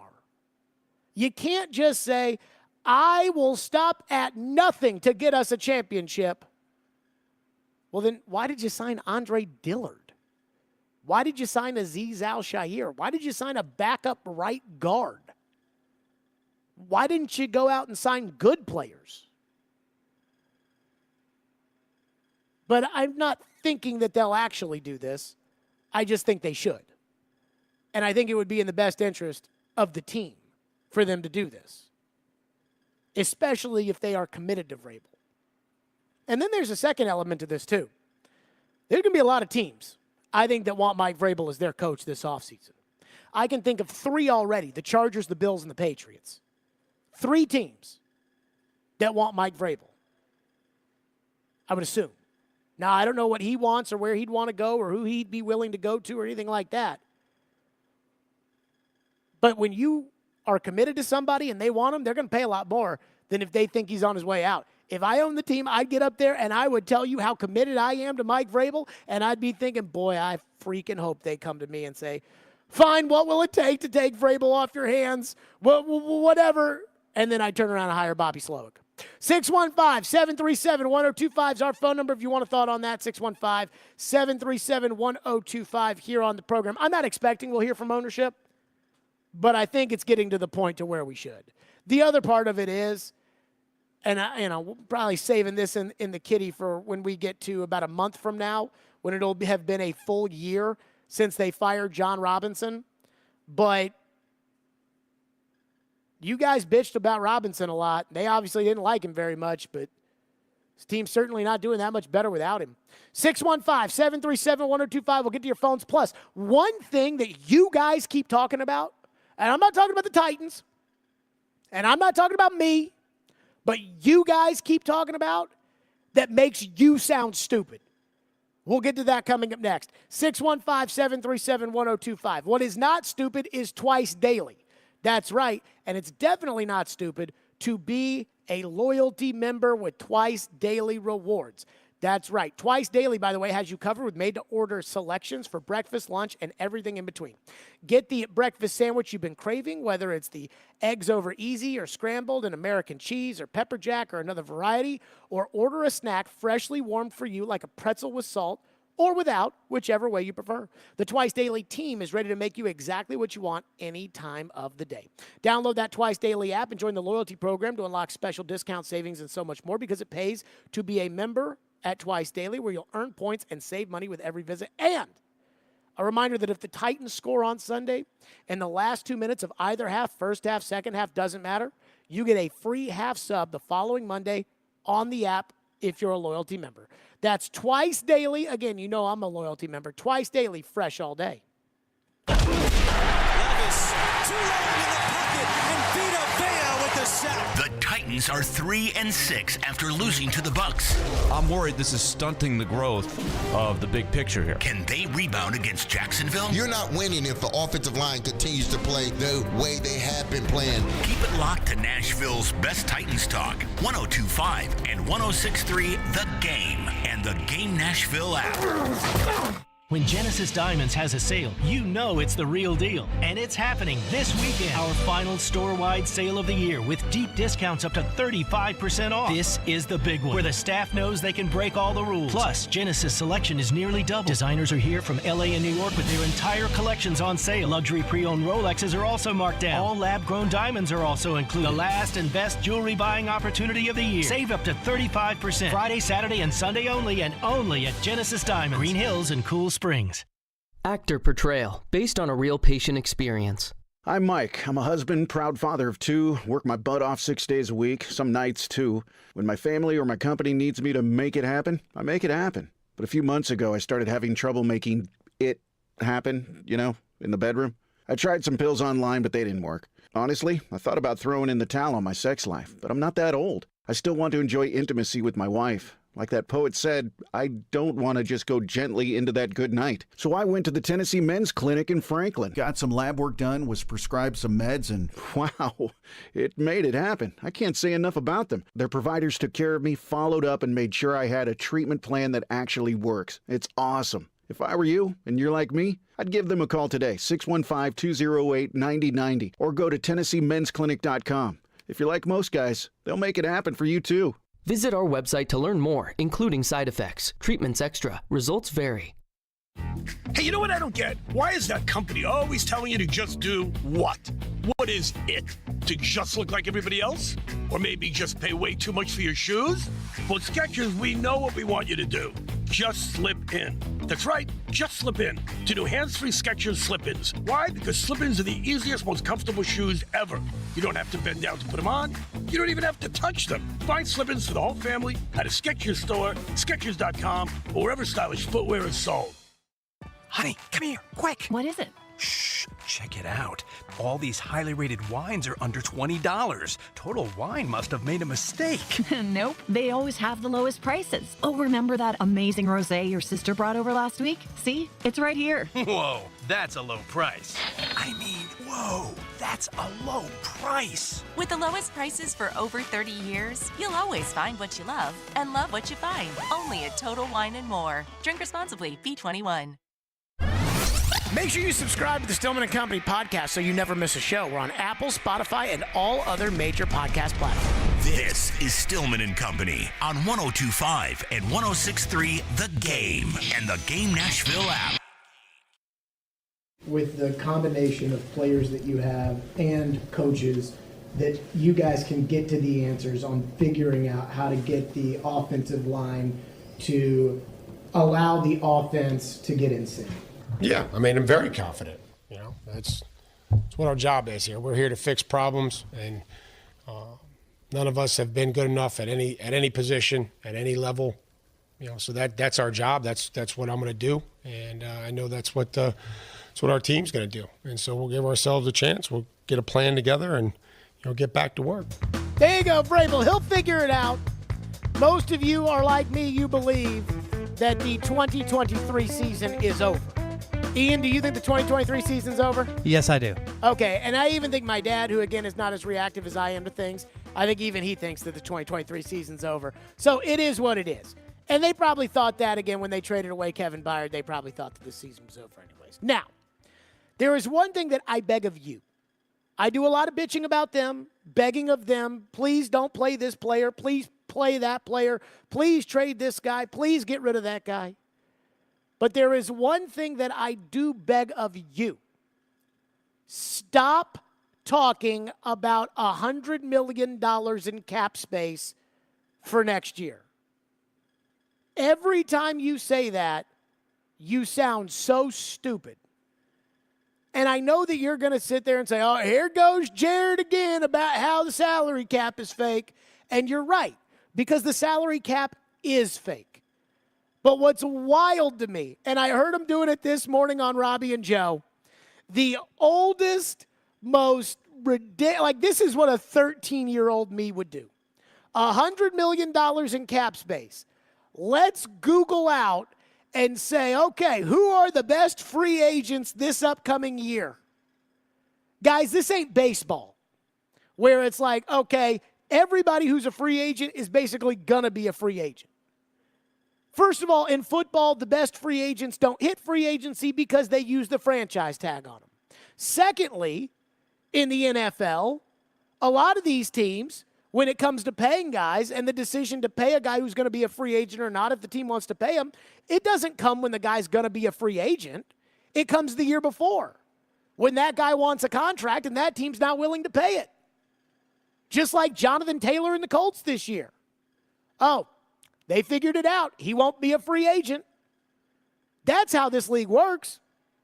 So when we're talking about potential ads the Titans could make or potential people the Titans could draft, the idea of them having spent a lot less money this committed to next year is one thing because, hey, maybe they'll get away with the 25th payroll in the NFL again. They'll get a bunch of new players, but they can still have the 25th highest payroll. But the idea of, oh, my God, look at all the cap space the Titans are going to have to go spend on random free agents. The Patriots did that a couple years ago. Tom Brady left, and they didn't spend any money on anybody, and they weren't very good. And so after Brady left, they reset the cap, and they were able to go out and spend all that money on Jonnu Smith and Matthew Judon and Devon Godchaux and Nelson Aguilar and Hunter Henry. Wow! It really worked out for Bill. Guess who that team was this year that lied to you about the salary cap? But they reset their cap. It was Atlanta. Remember? Oh, no, we've been kicking the can down the road on Matt Ryan for so long. We had to reset our cap. It's not fair. That's why we had to go. We reset our cap. They went out and spent all that money. They went out and they traded for Jonnu Smith. They went out and they signed Jesse Bates. They added all these guys, right? David Onyemata. The Falcons went crazy in free agency. They just lost to the Cardinals. So when you talk about $100 million in cap space, all you do is you show your ignorance to how the NFL actually works. If you told me not $100 million in cap space, but they're going to go out there and spend $150 million of real money this year, I'd say, hot damn. But the kind of money I want to spend is not the kind of money you want to spend. The kind of money you're thinking about spending is you're thinking about going out right now and signing a free agent and paying that guy whatever it may be. That's not what I'm thinking about. I'll do that at guard. I'll do that at tight end. I'll do that, with some backup spots and some spots in the defense. But the money I'm thinking about spending is one of these wide receivers is going to want out, whether it's Diggs or Jefferson or whomever it might be that doesn't have a contract, Higgins. These guys, not everybody's going to get paid, right? So if Minnesota is sitting there saying to themselves, well, we can pay Justin Jefferson, but we got Josh Dobbs at quarterback and Kirk Cousins is a free agent, and so now would be our chance to kind of pull it back a little bit, well, then they'd be willing to trade Justin Jefferson probably. Well, guess what? That's going to cost you a lot of money, and it's going to cost you picks. But would you be willing to do it for Jefferson? Because that's the guy who changes the game. Just signing Jonnu Smith as a free agent doesn't change the game. That's why every year the teams that win free agency almost never, it's not the free agent guys that put you over the top. There is one, over the last couple of years, one free agent signing that a team that had money, and I guess technically cap space, but a team that had money signed that free agent, and it was a straight-up free agent sign, and I think it has altered the dynamic of their team. And it is Christian Kirk of the Jacksonville Jaguars. That's the one where I'm like, that has changed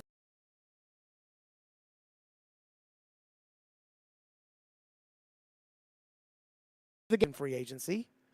Trent Williams, who was great in Washington, he was traded to San Francisco. I don't want to bring this up, but A.J. Brown, who was a great addition for Philadelphia, as you well know, was traded. So this idea of $100 million in cap space this year, not to mention that all of your best players, the reason you have so much money is because 75% of all of your best players aren't under contract for next year. Tannehill, Henry, Byard, Autry, Tart. You're going to have to replace your entire offensive line outside of Skoronski. I mean, I guess Hopkins is under contract. That's it. Hopkins and Levis and Simmons. Phone lines driven by WilsonCountyHyundai.com, 615-737-1025. Kyle has been waiting patiently and is up next. What's up, Kyle? Hey, Jared. I was just wondering if you saw the report that came out over the weekend where C.J. Stroud, he's hinting he knows who leaked the S2 scores and able to hurt his draft stock so a team could come up and get him. Well, we know what team was trying to come up and get him. I just didn't know if you saw that. I saw it Saturday on Twitter. I was watching college ball. I didn't get to see who wrote it and everything, but I was wondering if you saw it or anything. So I didn't see that, but, I mean, clearly somebody did leak it. So are you saying Stroud knows who leaked it and won't say who leaked it? I didn't get to read all of it, man. So I have no idea what you're talking about. It doesn't matter, and I'll tell you this. Thank you, Kyle. I think the Titans leaked it. I think it was the Titans. And, again, you know, Joe gets mad when I do this. I think the source guessing on this is Bob McGinn's covered the Packers for a long time. He's, you know, kind of established media up there. Your assistant general manager, Chad Brinker, came from Green Bay, and they figured if we leak it to McGinn, he's a guy who's got enough credibility that when it gets out there, people will make a big deal about this, but it won't get traced back to us. That's what I think happened. I could be wrong. I have no idea. But that's what I think happened. The Titans are one. First of all, you eliminate half the teams in the league because only half the teams in the league have access to the S2 testing. Secondly, whoever did this would have to want C.J. Stroud. Like, that's the only reason that got out there, because there was a total lack of context when it came to the S2 C.J. Stroud score. And I know that, and so does Joe, that there's a total lack of context of how that happened, and the S2 people can't talk about it, so they can't even defend themselves. But it had to be a team that has access to the test, which the Titans do, and it has to be a team that was trying to scare away other teams from drafting C.J. Stroud. And then again, there's the Green Bay connection with McGinn. So I think it was the Titans, but I don't know. 615-737-1025. If you want to get in, 615-737-1025. We will get to your phones. 615-737-1025. And there is one question that I think matters to me that maybe doesn't matter to you, and I hope it matters to the owners. We'll get to that next. Stillman and Company, 102.5-106.3 The Game. And let me tell all the fine folks out there here as we are live again at Bridgestone Arena. Let me tell all the fine folks to tune into 94.9 The Fan tonight for Vandy basketball. The Commodores go up against UNC Greensboro Memorial Gym. Tip is at 7. Pregame is at 6:30. And coverage is also available on the 94.9 The Fan app and at 94.9thefan.com. All the big plays. And we are done. Vandy 24-21. All the big stories. I'm sure Vandy will be a much better team if Clark Lee is the coach. All in one place. We are Nashville's best sports talk. 102.5 and 106.3. What a stop by UC Sarah. Then he wouldn't end up on my team. Driving his way to victory lane. I think that's the right strategy. The Game and the Game Nashville app. At Harbor Freight, we think you shouldn't have to break the bank to get great tools. Because we know that for some of you, tools are part of the job. And for others, they're just the beginning of making, fixing, restoring, and building. That's why we make high-quality tools that are priced affordably. Because we love being the start of all your working, making, fixing, restoring, and building. Whatever you do it for less at Harbor Freight. Predators fans, Brewhouse South in Cool Springs, Brewhouse Highway 100 in Bellevue, and Brewhouse West on Charlotte Avenue is your home for hockey action all season long. They are Predators approved, and all the games are on, and they'll even give you the sound. Get awesome game day drink specials on Blue Note Bourbon and Black Abbey Beer. When you think hockey, think Brewhouse South in Cool Springs, Brewhouse Highway 100 in Bellevue, or Brewhouse West on Charlotte Avenue. Go Preds! Out on the trail this morning, the cool fall air whispered to this old cowboy that fall is here and it's time for football tailgates, bonfires, and hockey nights in Nashville. And when it comes to my adult beverages, you can bet your snakeskin boots that I'm going to be loading my wagon at Red Spirits and Wine. At Red, I can always find what wets my whistle, whether I'm in the mood for a great single-barrel whiskey, a fine bottle of vino, a smooth smoking cigar, or a growler of my favorite craft brew. Red's got you covered when it comes to selection and price, but it's Red's Cracker Jack crew that always gives me the best service and recommendations. Heck, I could tell you all the great things about Red until I'm blue in the face, but I reckon you just need to see the best darn water and depot for yourself. That's Red Spirits and Wine, Highway 70 South and Old Hickory Boulevard, or online at Instagram, Facebook, and redspirits.com. The Game text line is driven by Wilson County Hyundai, online at wilsoncountyhyundai.com. Be a part of the conversation. Call or text the Game at 615-737-1025. Over the years, more men have started to seek help for hormonal deficiencies and imbalances, and Dr. Jeffrey Lodge and wife Daphne, along with their experienced staff, give men the treatment required to improve your quality of life, improve your immune system, energy level, cognitive function, and more. There's no better time to achieve a healthy lifestyle. What are you waiting for? Give Cool Springs MD a call today for an appointment at 615-486-3458 or visit our website at coolspringsmd.com. Are you always on the go? We've got you covered. Download the Game Nashville app from your app store and listen to us wherever you are. Robbie Stanley, Joe Rexroad. It's Chase McKay. Caroline, Willie, D-Mays. Stillman Company. We are Nashville's best sports talk. Good station. I listen to it all the time. 102.5 and 106.3 The Game and the Game Nashville app. Hey Nashville, this is Rick Stockstill, and you're listening to Nashville's best sports talk, 102.5 The Game. Can I ask you who wanted Andre Dillard? I don't know who wanted Andre Dillard. I would say collectively, you know, I would say the group wanted him because every decision is a group decision. There is no decision where it's like, I'm doing this because I want it done. You feel pretty convicted that there's no beef between Vrabel and Ram. Very much so. Okay, TD says the group wanted Andre Dillard. Now, I don't want to feel like I'm picking on Andre Dillard here because I'm not the only person who's picking on Andre Dillard, but it does feel like we spend an awful lot of time talking about Andre Dillard. And I don't want it to feel – I mean, look, Andre Dillard's not good. It's not Andre Dillard's fault. They should have known that in training camp. They should have benched him then like they did with Kendall Lamb, but they didn't because they either didn't have anybody else or Vrabel was the one who wanted Andre Dillard and couldn't let it go. But that absolutely matters.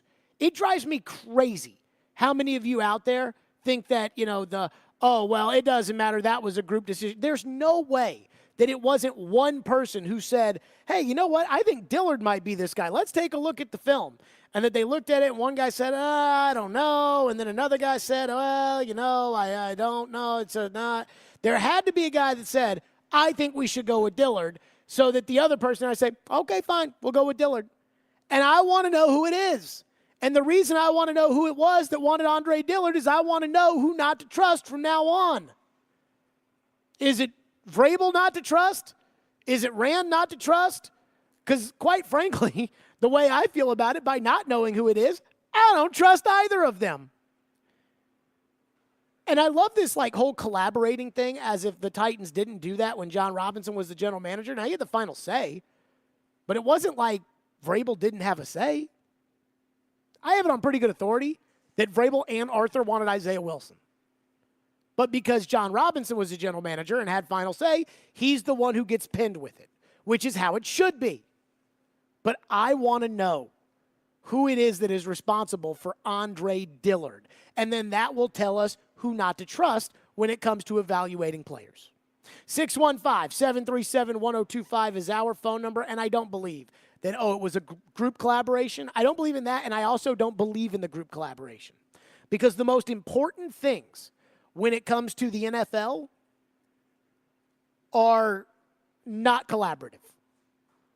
Like, I would love to know how Rand Carthon found out that the San Francisco 49ers were trading 3 first-round picks to move up to number 3 in the 2021 draft.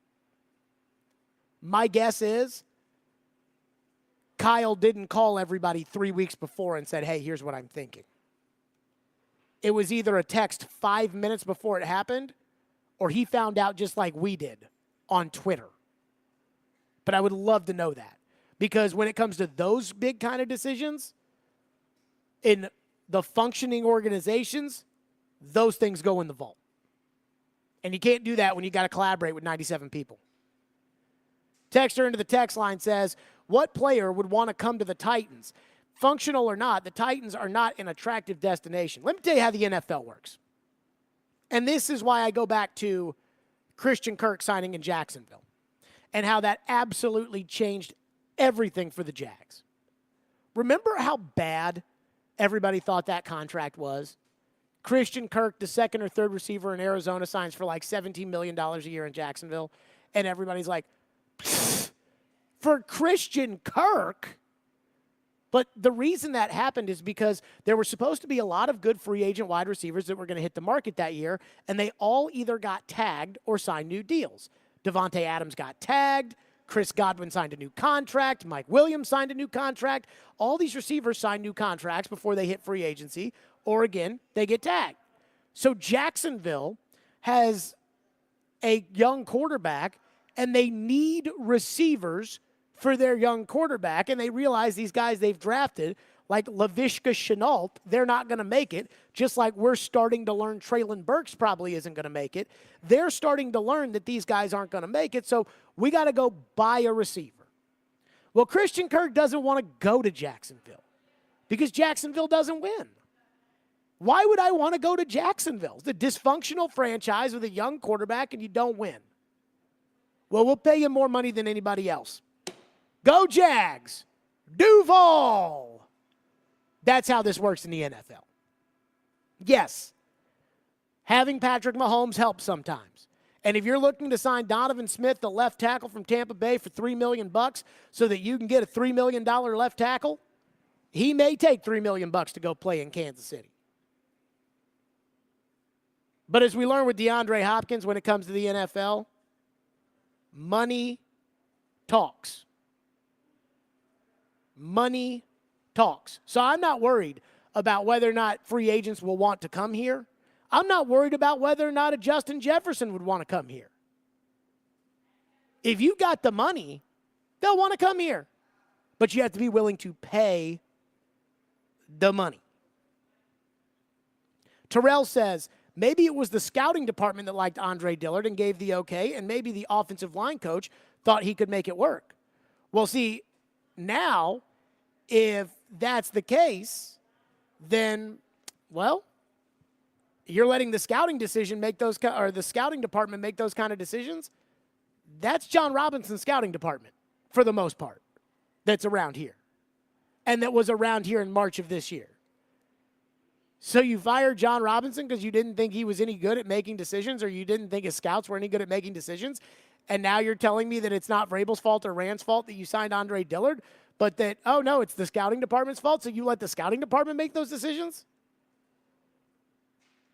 That doesn't seem very likely to me. I mean, I'm just going to tell you, when it comes to the decision-making the Titans make, somebody has to like something more than the other guy. Somebody has to push for it, and I want to know who it is, because when we find out who it is that make these decisions, then we know who we shouldn't trust. Somebody texted in and said, Jared, should the Titans hire Ken Dorsey as OC? I mean, have you watched the Bills' offense lately? I don't. Come on now. Texter says the offensive line free agent market this upcoming offseason looks terrible. The Titans are screwed. Again, the best players you trade for. The best players you trade for or you draft. Trent Williams, traded for. the best players you trade for or draft. That's why when it does come, there's one player in particular I was thinking about as far as trading is concerned, right? And the player that I think about when it comes to trading right now is Stephon Diggs. Now, I worry about Stephon Diggs because I don't think he's got a good attitude. But it feels to me like Stephon Diggs and the Buffalo Bills are headed for a breakup. Now, 3 years ago, Stephon Diggs would have cost you a first-round pick and probably a second-round pick. But at Stephon Diggs' salary, where he's one of the highest-paid receivers in the NFL, and he's not producing in Buffalo, and he's got a bad attitude, he might be the kind of player that a team like Buffalo is just looking to get rid of. Right? Remember Amari Cooper with the Cowboys? They knew they had to pay CeeDee Lamb. They felt like, we don't want Amari Cooper anymore. They traded him for a 6th-round pick. Now that could justify you getting rid of Kevin Byard by turning around that 6th-round pick and getting a good player for it. Now, if you're just going to draft some Scarbini out of nowhere state, that's a different discussion. But, again, I think a lot of this that we have to remember, is trading is just as important as signing. DeMarco Murray was a pick swap in the 4th round. Not DeMarco for a 4th, but your 4th at the top of the 4th for the Eagles' 4th in the middle of the 4th in order to get DeMarco. Those are the kind of deals that I think probably work the best. Texter says, a big part of what I do for a living is accident investigation. And the vast majority of the time, it's not just one thing that caused it. It's a combination of things under the right circumstances. So when I hear everybody's opinion on what's wrong with the Titans, they're all right. The key is figuring which contributing factor can be fixed and which have the biggest impacts. I think that's a very insightful text message, Ian. Because I think that's true, too. I will tell you, the biggest impact of any of the things the Titans have done is trading A.J. Brown. That's the number one thing. The number two thing, as far as the impact I think the Titans have done that's bad, I think was firing John Robinson and the upsetting of the apple cart and the structure and the system and the way the organization was run. I think the third thing is the lack of resources put towards this year's team. And I think the fourth thing for why things have kind of gone downhill the way they've gone downhill is Mike Vrabel's over-reliance on himself. Again, I don't think that's the number one problem, but I certainly think it's on the list. And I think a lot of these things, again, I would call them on the list. 615-737-1025. More your phone, 615-737-1025 plus. I do have a thought from the Monday Night Football game I want to get to, so we'll do that next. Right here. It's actually, I thought last night's game was great. Did you watch the Monday night game last night, Ian? I did, yeah. I thought it was awesome last night. It was back and forth for sure. It was exciting, and it was, woo. Mistakes, though. I have some thoughts. We'll do that next. Stillman and Company, 102.5, 106.3 The Game. And let me tell everybody out there that Chase and Big Joe will be live at the Road on Black Tap Craft Burgers and Beer tomorrow from 9 to 1. Stop by and enter for your chance to win tickets to an upcoming Preds home game, Black Tap gift cards, and more. Located downtown Nashville at 143rd Avenue North, just across from the Batman Building, Black Tap boasts Nashville scene's Best of Nashville Readers Poll wins for Best Burger, Best New Bar, Best New Restaurant, as well as Burger Week's Best Original Burger for its signature Tennessee burger. Blue Raider football lives on 93.3 Classic Hits. Hey, it's Big Joe. Chip Walters and I will have the call this Saturday as MTSU wraps up their home schedule against UTEP. Our coverage begins at 12:30. Your home for the Blue Raiders is 93.3 Classic Hits. Yo, check this out. Ah, Porvu. Imagine a wonderland, vast as the eye can see. We're talking a whopping 10,000 square feet, stocked with wine, spirits, and over 1,500 beers from around the globe. And if that's not enough, they've got you covered with a massive horde of ready-to-guzzle cocktails like High Noon. Well, saddle up, partner. It's Porvu, the adult equivalent of a candy store. Open from 9 to 9 Monday through Saturday and from 10 to 6 on Sundays, too. Not leaving your sofa during the next big game? No worries, my jersey-wearing couch potato. You can place your orders at porvu.us or download their super snazzy app. Just picture hockey night. He shoots, he scores, we toast. We're talking about a good old round of tequila shots, of course. Tequila! Porvu has it all. Tequila is always a big hit, just like Uncle Frank at the family parties. Wine, spirits, beers, mixers, barware, gifts, party supplies, and more. Curbside pickup at absolutely zero charge, mind you, and home delivery. Indian Lake Boulevard in Hendersonville, just off Vietnam Vets, exit 7. Porvu. It's all Frenchy and fancy, meaning for you. Score! Thanks, Mom. Thanks, Dad. No problem, sweetie. I can't believe you're able to fit everything in that little sedan.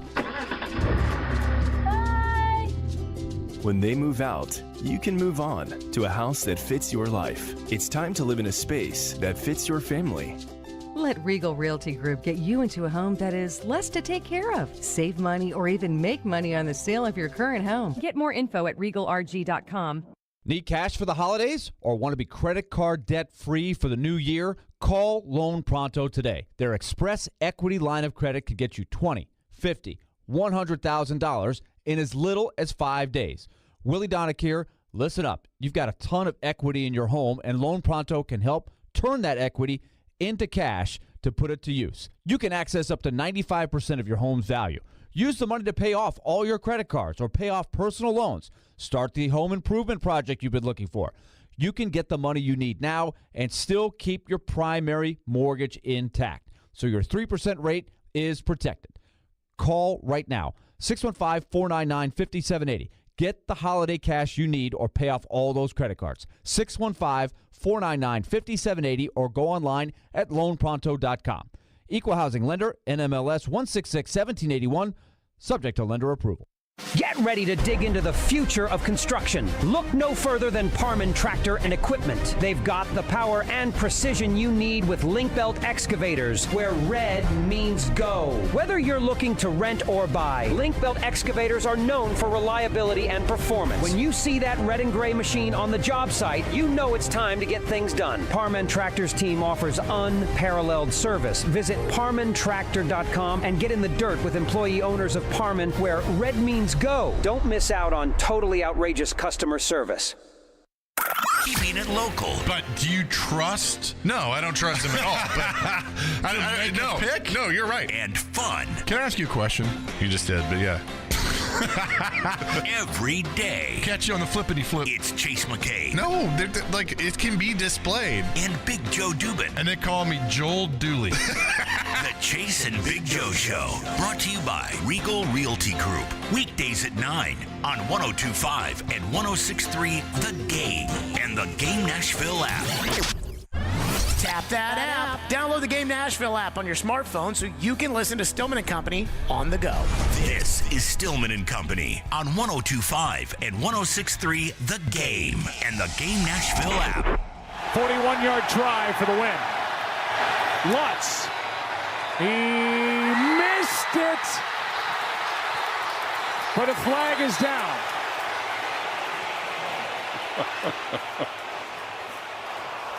12 men on defense. 5-yard penalty. Wow. Still fourth down. So with that quick change, the Broncos were ready, and the Bills had 12 men on defense, and we'll count them up. We're going to cover up some people. I don't even know where we're at. I don't know. They said and 12. You got it. There's the 12 There's guy. 12. Back there in the back, Terrell Bernard. So there were 12 men out there for the Buffalo Bills. And this will move the ball inside the 20, and it becomes a 36-yard game-winning field goal attempt by Will Lutz. There's nothing guaranteed. Good snap, good hold. Kick, perfect. And the Broncos have come to Buffalo, and they're going to leave with a win. How about Monday Night Football last night? Now, I don't know about you guys, but I get so locked in, like, with the Titan games that unless it's, like, next week's Monday night game, which during last night's Monday night game they wouldn't shut up about, so there's no way that we could forget that it's a Super Bowl rematch on Monday Night Football next week. I totally forget about who plays on Monday Night Football until, like, it gets to Monday night. And I'm like, oh, yeah, Monday Night Football's tonight. But so yesterday, I want to say, like, right before I left for the show, I asked my Alexa device, I said, Alexa, who's on Monday Night Football tonight? And Alexa was like, tonight, Monday Night Football. Oh, I just set off an Alexa device over here. Sorry. Monday Night Football is the Denver Broncos at the Buffalo Bills tonight on ABC at 7:15 p.m. And I was like, I can do that. I'm like, that sounds like a decent game. I can watch that. All right. And so last night I watched the Monday night game. I was impressed in the first half with Russell Wilson. And then obviously that unbelievable ending at the end. So I've got two takeaways. One, of course, is for the Broncos, and one is for the Bills. My takeaway as far as the Broncos are concerned, they don't stink anymore. Like, they're not good. They're not going to compete for the Super Bowl with Russell Wilson. But last year, they were an abject failure, an unmitigated disaster, a complete and total embarrassment to the city of Denver and to the Walmart Corporation that owns them. And now all of a sudden they're going on the road to Buffalo on Monday Night Football. They beat the Chiefs. They beat the Packers. Russell Wilson looks like a competent quarterback who's leading multiple fourth quarter drives down the field. And what is the one thing I've told you when it comes to the Titans offensive line? I have told you that you get what you pay for. Well, when it comes to the Broncos paid Sean Payton an exorbitant amount of money and a first-round draft choice in order to acquire him as coach to fix Russell Wilson. And it's taken some time, as do most things in the NFL, as much as people want, from day one, all of a sudden everything to be right. But it has taken some time. And Russell has kind of reinvented himself now. He's more of a game manager quarterback, but that's okay. Russell can do that. But I got to tell you, the Broncos yesterday, that touchdown pass to Cortland Sutton, Jerry Jeudy actually looks like an actual receiver. The Broncos have some chutzpah for once. Like, I got to give Sean Payton credit because when he went there, I was like, oh, God, this team, they stink. He stinks. It's over. And now I'm like, Sir Sean Payton? Yes, sir. Now there's the Bills. So Ken Dorsey, the offensive coordinator, got fired today, which I have thought for a while has been a problem. I think Ken Dorsey is their Todd Downing. They had Brian Daboll, who was an excellent offensive coordinator, who did an excellent job managing Josh Allen and really building Josh Allen into one of the top 2 or 3 quarterbacks in the NFL. He leaves for a head coaching job, which is inevitable when you have a defensive coach and a young quarterback has success. The offensive coordinator is going to get a head coaching job. Daboll leaves, they promote Dorsey, just like you promoted Downing. I thought there were red flags and signs of trouble at the end of last year. But the Bills decided to ride it out. Now those things have festered. Now those things have bubbled over. Forget about the offseason drama with Stephon Diggs and Ken Dorsey and Sean McDermott and Josh Allen. But it is bad on offense. But I do have one question when it comes to Sean McDermott and the Bills. If the Bills had 11 people on the field on that first field goal attempt, would Ken Dorsey have been fired today? That's not his fault. And I'm sure McDermott's been asked about it, and I'm sure McDermott says yes. But again, if they get 11 people on the field for that last field goal attempt, Buffalo's not 5-5 today. Buffalo's not out of the playoffs today. The sky is not falling in Buffalo. And that is not the offensive coordinator's fault, as Ian just said. I texted an athletic director yesterday after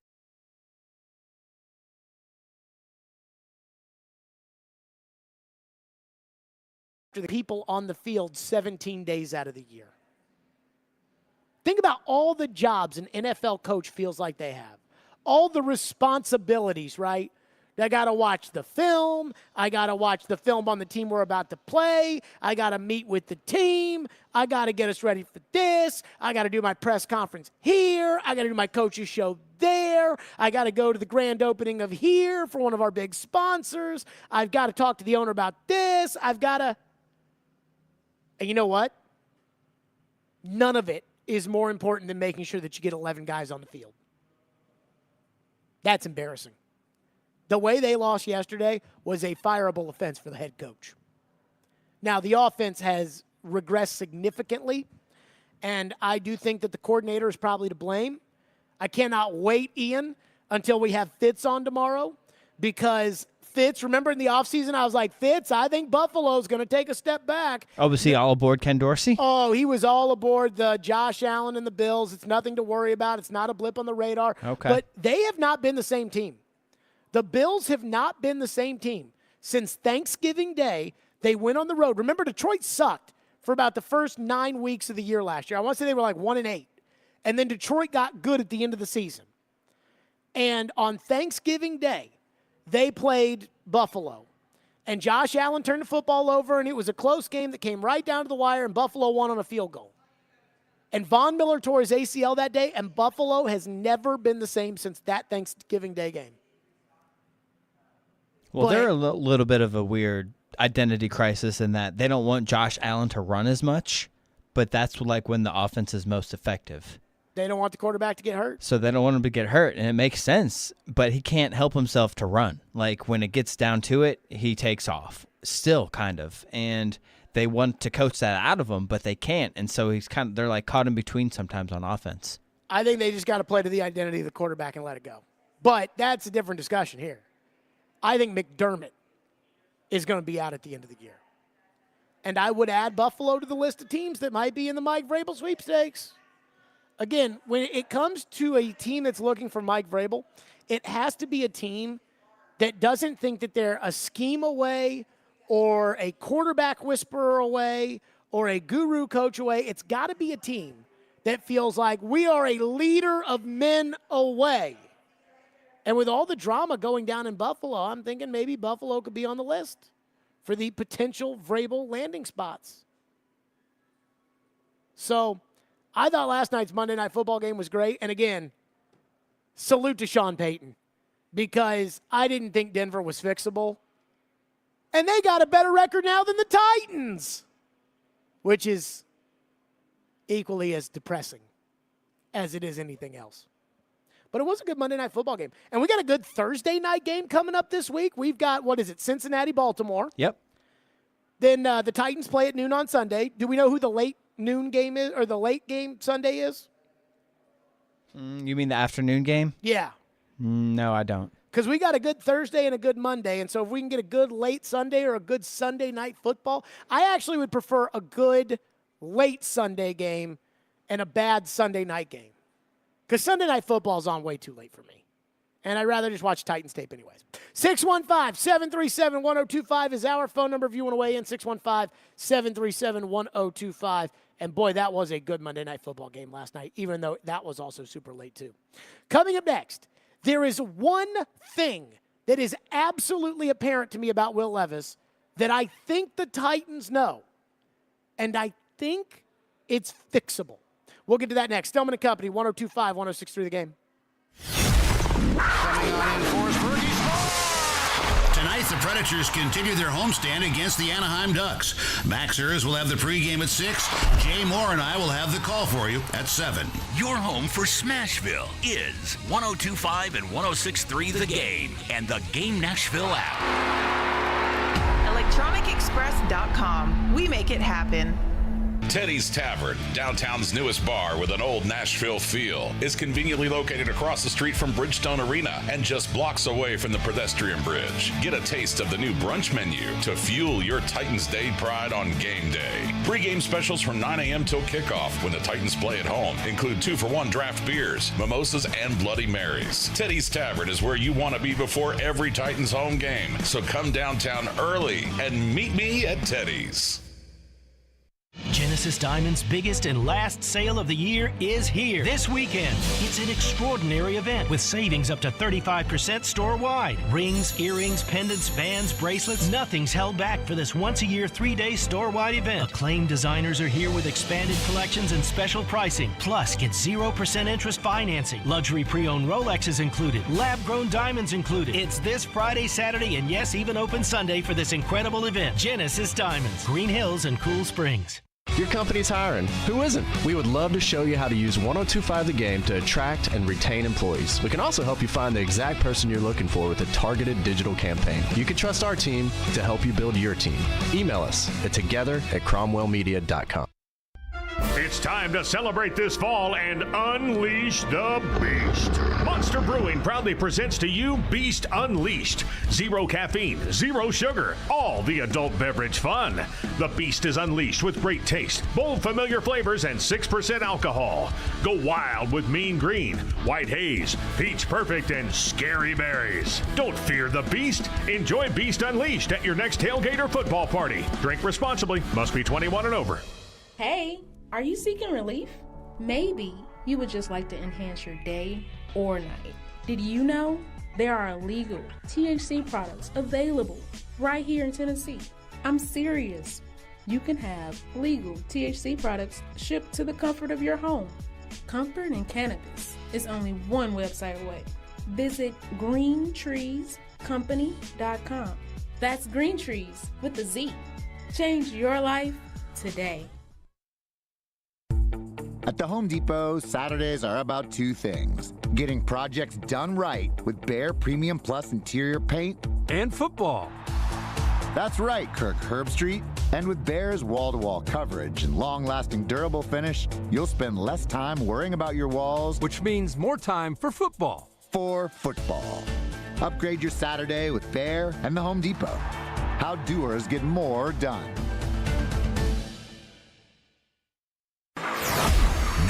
Your Game Center update. The Nashville Predators return to the Bridgestone Arena ice tonight as they welcome the Anaheim Ducks to town. Nashville announced earlier today that the team recalled defenseman Spencer Stastny from AHL Milwaukee and have placed forward Tommy Novak on IR. Novak is expected to miss 4 to 6 weeks. Head coach Andrew Burnett spoke on the loss of Novak earlier today. Yeah, it's going to be tough. Nobody's been really good for us. Very creative. Has generated a lot of offense. But, I think you got Cody Glass coming in. It's a great opportunity for him to fill in that role and play like the way he's capable of playing. Puck drop for Preds versus Ducks is set for 7 with pregame at 6 right here on your home of Smashville. The Tennessee Titans had the day off today before they return back to practice tomorrow. They take on Jacksonville this week. Elsewhere around the NFL, the Buffalo Bills have fired offensive coordinator Ken Dorsey after their loss to the Broncos on Monday Night Football. The Vanderbilt men's basketball team returns to the Memorial Gym Hardwood tonight when they host UNC Greensboro. Pregame starts at 6:30 with tip-off at 7 on 94.9 The Fan. And the latest edition of Rick Stockstill Live talking Middle Tennessee Blue Raiders begins at 6 o'clock on 93.3 Classic Hits. From the Game Nashville studios, this is Ian Safar. Live from the Hiller Plumbing, Heating, Cooling, and Electrical Studios. WPRT FM Pegram, WPUZ HD2 Laverne. Nashville's exclusive home for the Nashville Predators. 102.5 and 106.3. 79-52 Vanderbilt. And I think he's going to coach him up by Cheryl. You're going to see more moves. The Game. The Cromwell Media Station. Where you have a voice. He had a competent coaching staff. You just play terrible and you keep playing. And we have strong opinions. What a whiny freaking crybaby response. This is Stillman and Company with Jared Stillman on Nashville's best sports talk, 102.5 and 106.3 The Game and the Game Nashville app. Stillman and Company, 102.5, 106.3 The Game, streaming live on Twitter, Twitch, YouTube, and Facebook live from the Hiller Plumbing, Heating, Cooling, and Electrical Studios. We are live today at Bridgestone Arena, Preds in Anaheim tonight, right here, 7 o'clock, 102.5, 106.3 The Game. Trevor in 30 minutes. Ian, by the way, I have made an executive decision today on Trevor. Okay.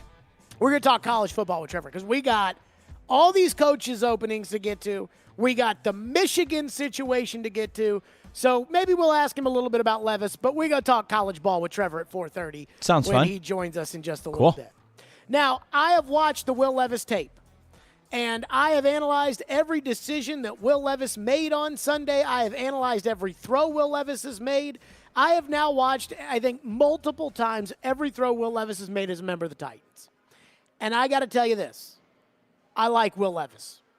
I told you when he was coming out, you guys are, he was terrible at Kentucky, Jared. And I said, don't worry about that. I said, I watched the tape. They played Georgia. They scored 6 points. Levis made 2 big mistakes. One was an interception on a ball that he tried to force in there down in the red zone, and another was an incompletion where he just didn't put enough touch on the ball for the running back, and it allowed Georgia to get the ball back on a punt and score before the half. Other than that, I thought Levis gave them a chance to win. I thought Levis was the best player in blue that day, and I thought Levis's team totally let him down between bad play calling, bad offensive line play, bad kicking, and everything else. I told you about the Tennessee game, where on the first drive, Levis drops the ball perfectly right in the receiver's hands, and he just doesn't catch it. Then later, in a 7-point game, Levis throws a ball down in the red zone, hits the receiver in the hands, receiver gets popped, ball comes out, Tennessee intercepts it, and they're going the other way. And from that point, Kentucky was chasing the game. And so I actually watched those games knowing that Kentucky didn't score a lot of points, but I watched the tape and I came out thinking, you know what? Levis actually played pretty well. I liked Levis more. I didn't love Levis coming out, and I don't love Levis now. I like him, and I still like him. But there is one major flaw in Will Levis's game. And now that I have studied Will Levis enough, I know what it is. It is Will Levis's anxiety at the end of games. I would love to know, and I don't say this in like a judgmental way or in a stalkerish way or in an invading privacy kind of way, but I would love to know what Will Levis's life is like. Because I have a pretty good idea based on the way he plays quarterback, what kind of personality type he's got. Here's what I think about Will Levis. I think Will Levis is the hardest worker you'll ever meet. I think internally, Will Levis is the kind of guy who probably the second he's not doing something that benefits football, he feels guilty of, I could be watching tape right now. I could be lifting weights right now. I could be running. I could be working on my mechanics right now. And that's people who have anxiety. They always have to have some sort of control. When I watch Levis against Tampa Bay, I see good decisions. I see some bad ones. I see good throws. I see good mechanics. I see a kid who gets hit and knocked on the ground, and he gets back up every single freaking play. And it doesn't matter if he got hit right in the chops. He gets right back up. It doesn't matter. He will put a ball in there. It doesn't matter how many Chig Okonkwo drops. He's going to keep throwing the ball to Chig. He doesn't get discouraged. He doesn't get angry. When they flash to him on the sidelines, he's not throwing tablets. He's not yelling at guys. He's not. That's just his personality. And so I, again, go back to Levis's flaw. When Levis feels like the game is getting away, all of the things that Levis does well. Levis is very smart. Like that S2 score, I think he had a 93. Levis is very smart. You talk to people at Kentucky, I've talked to the coaches at Kentucky. I've talked to Liam Cohen. I've talked to Mark Stoops. They'll tell you nobody works harder. Nobody's a better kid. Nobody's smarter than Will Levis. But when he feels like the game's getting away from him or he's up against the clock, Will Levis starts to press a little bit. And I use myself when I think about the same kind of anxiety. I have never, ever been late for the radio show, and I've been doing it now for 8-9 years. I have never been late except for one day when I was flying back last year after the Titans played the Packers in Green Bay, and my flight got delayed. That's the only time. Other than that, it was either a planned late, like I had an appointment or something or whatever it may be, but I've never been running late to the show. I've never been running late to the pregame show. If I feel like I'm going to be late, I start to sweat. And all of a sudden, it starts taking over everything. When I watch Levis in the Steeler game, when I watch Levis in the Buccaneers game, what's incredibly apparent to me is that when he's up against the clock in the 2-minute drill or when he's trying to lead a drive back. He wants to get it all back on one play. I call it trying to hit a 5-run homer. It doesn't exist. You're down by 14 with 7 minutes to go. You cannot throw the ball far enough to get you 14 points. And he knows that, but in the moment, with the game slipping out of his hands, he changes. And the Titan coaches notice it too. That's why Vrabel took the ball out of his hands at the end of the half against the Steelers and said, no, we're going to kick a field goal. We're going to go into the locker room up by 3. We're not going to let Will make a mistake because Will is trying to win the game right here. We're not going to do that. That's why when Levis was just chucking the ball down the field at the 7-minute mark in the fourth quarter down by 14 points against Tampa, that when the Titans got the ball back, the first play Tim Kelly called was a screen to Kyle Phillips. That way he's taking the ball out of Levis's hands. It's a predetermined throw. Hike, throw it right to Phillips. Not stand back in the pocket, stare at DeAndre, and throw it into triple coverage.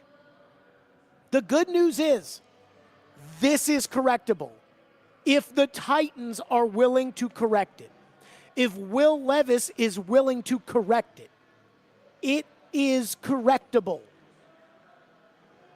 I think it's one of those things where the Titans just have to figure out, and he has to figure out, like anybody with any type of anxiety, what it is to just slow down. What Tom Brady has that almost nobody else in the NFL has is this ability. Brady's got everything, right? Brady's got the size. Brady's got the arm. Brady's got the accuracy. Brady's got all of it. He's got the brain. But in the 2-minute drill, Tom Brady, and this has been the way he's been since he was a second-year player, Tom Brady takes command of the game. That drive that won him Super Bowl MVP in a game that he didn't even throw for 200 yards against the Rams, it wasn't one throw down the field, gain of 45. No. It was a short throw here to Troy Brown. It was a short throw there to Kevin Falk. It was a short throw there to Jermaine Wiggins and an Adam Vinatieri field goal. In fact, the second Super Bowl, Rodney Harrison turns to Ty Law and starts talking to him about, hey, if we have to go back out there in overtime, and Ty Law looks at him and goes, overtime? We're not going back out there. We've got Tom Brady. He's like, what? He's like, yeah, we got Tom Brady. But Levis isn't Brady. And what Levis has to do is he just has to slow down. You know that old saying of somebody that, what's your biggest flaw? My biggest flaw is that I work too hard. Okay. My biggest problem is I try too hard. I want to win too bad. That might be Will Levis's biggest problem. And I've been thinking about the comparison to Jay Cutler. I didn't study Jay Cutler. I didn't cover Jay Cutler. I didn't watch Jay Cutler's tape. So I can't say this with any sort of real, I can't say this definitively. But the vibe on Jay Cutler was Jay threw a lot of interceptions because Jay didn't care.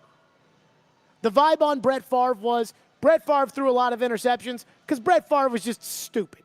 Right? Like, he's just going to freaking wing it, and sometimes he's going to wing it for a touchdown, and sometimes he's going to wing it for a pick.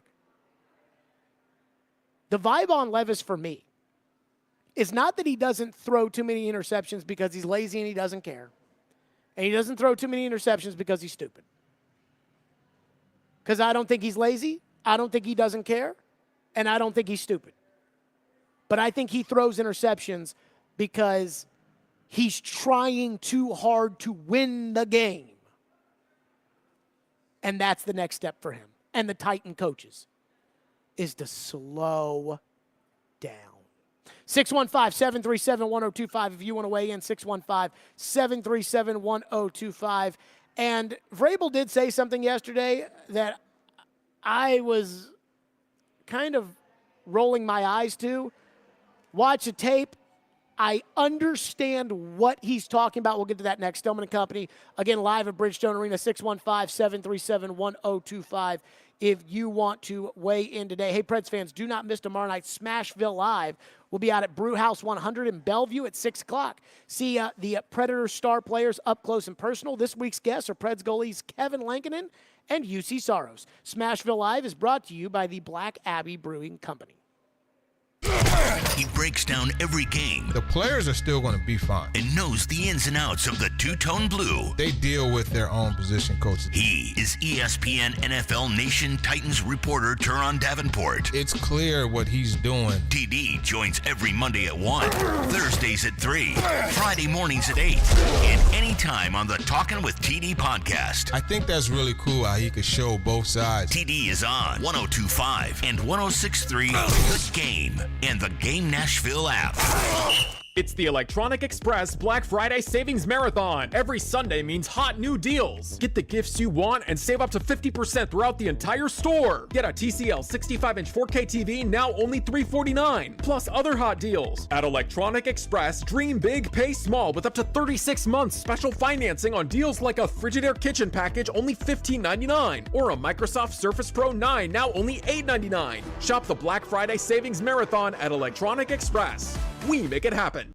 Vanderbilt Commodore fans, 102.5 and 106.3 The Game, along with 94.9 The Fan, is your new home for broadcast of games and the Commodore Hour on Monday evenings. Catch all the action for football, men's and women's basketball, and baseball all season long. Go Doors!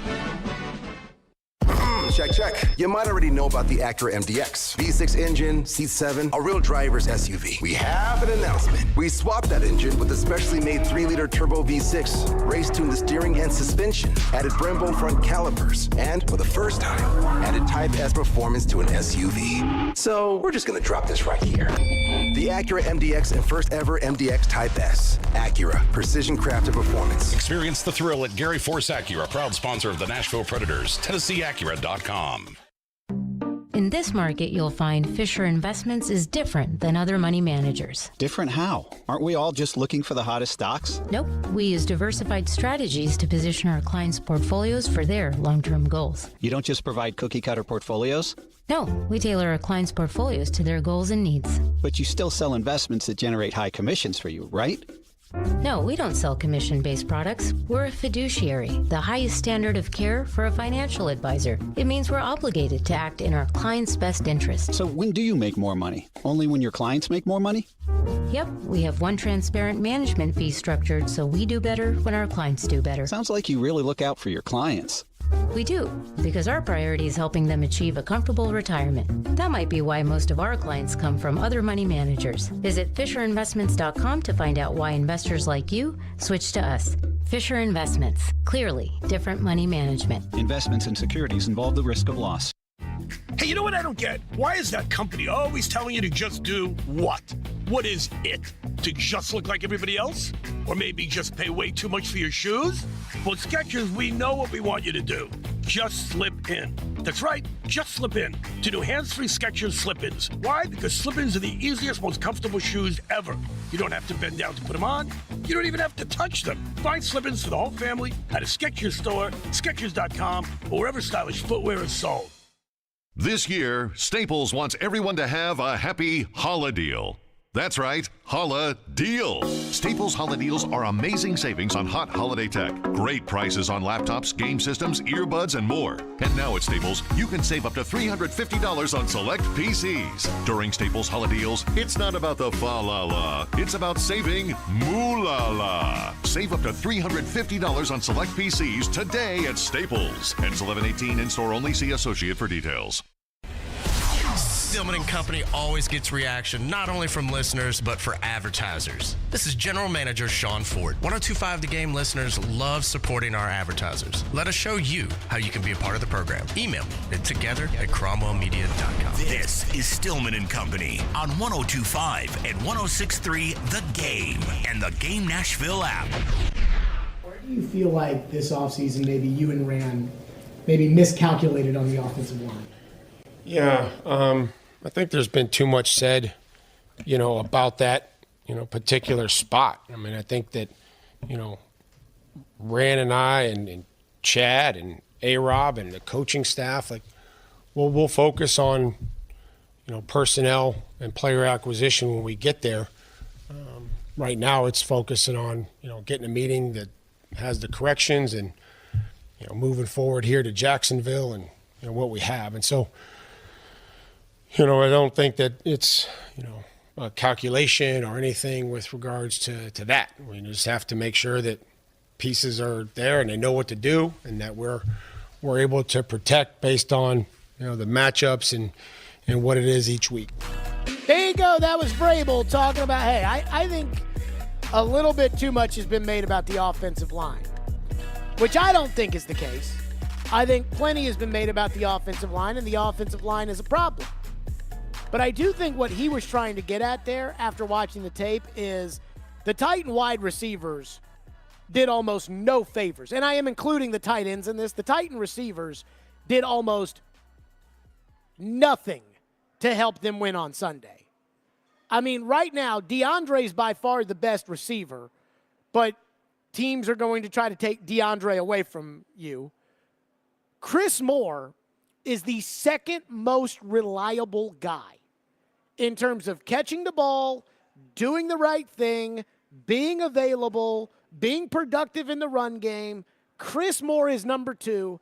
I don't even think it's close. And Spears is 3, and he's a rookie, and he's a running back.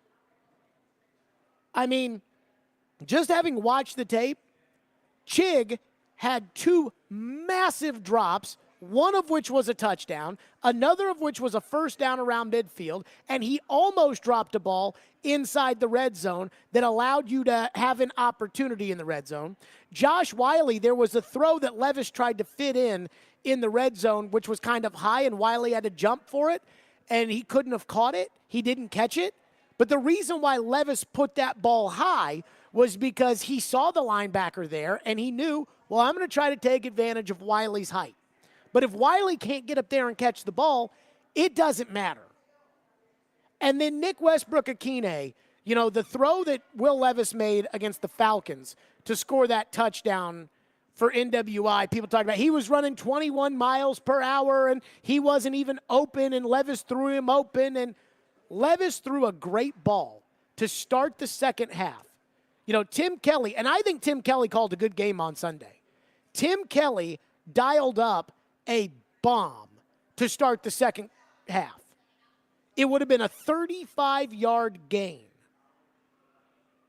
But NWI couldn't caught it.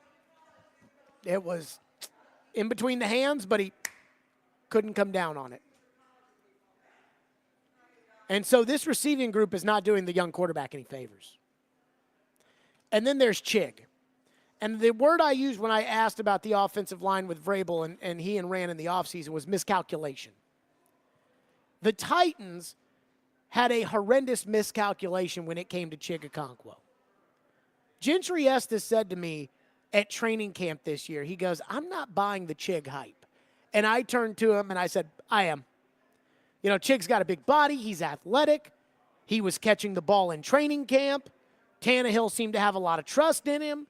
Like, big, athletic, productive, big play last season as a rookie.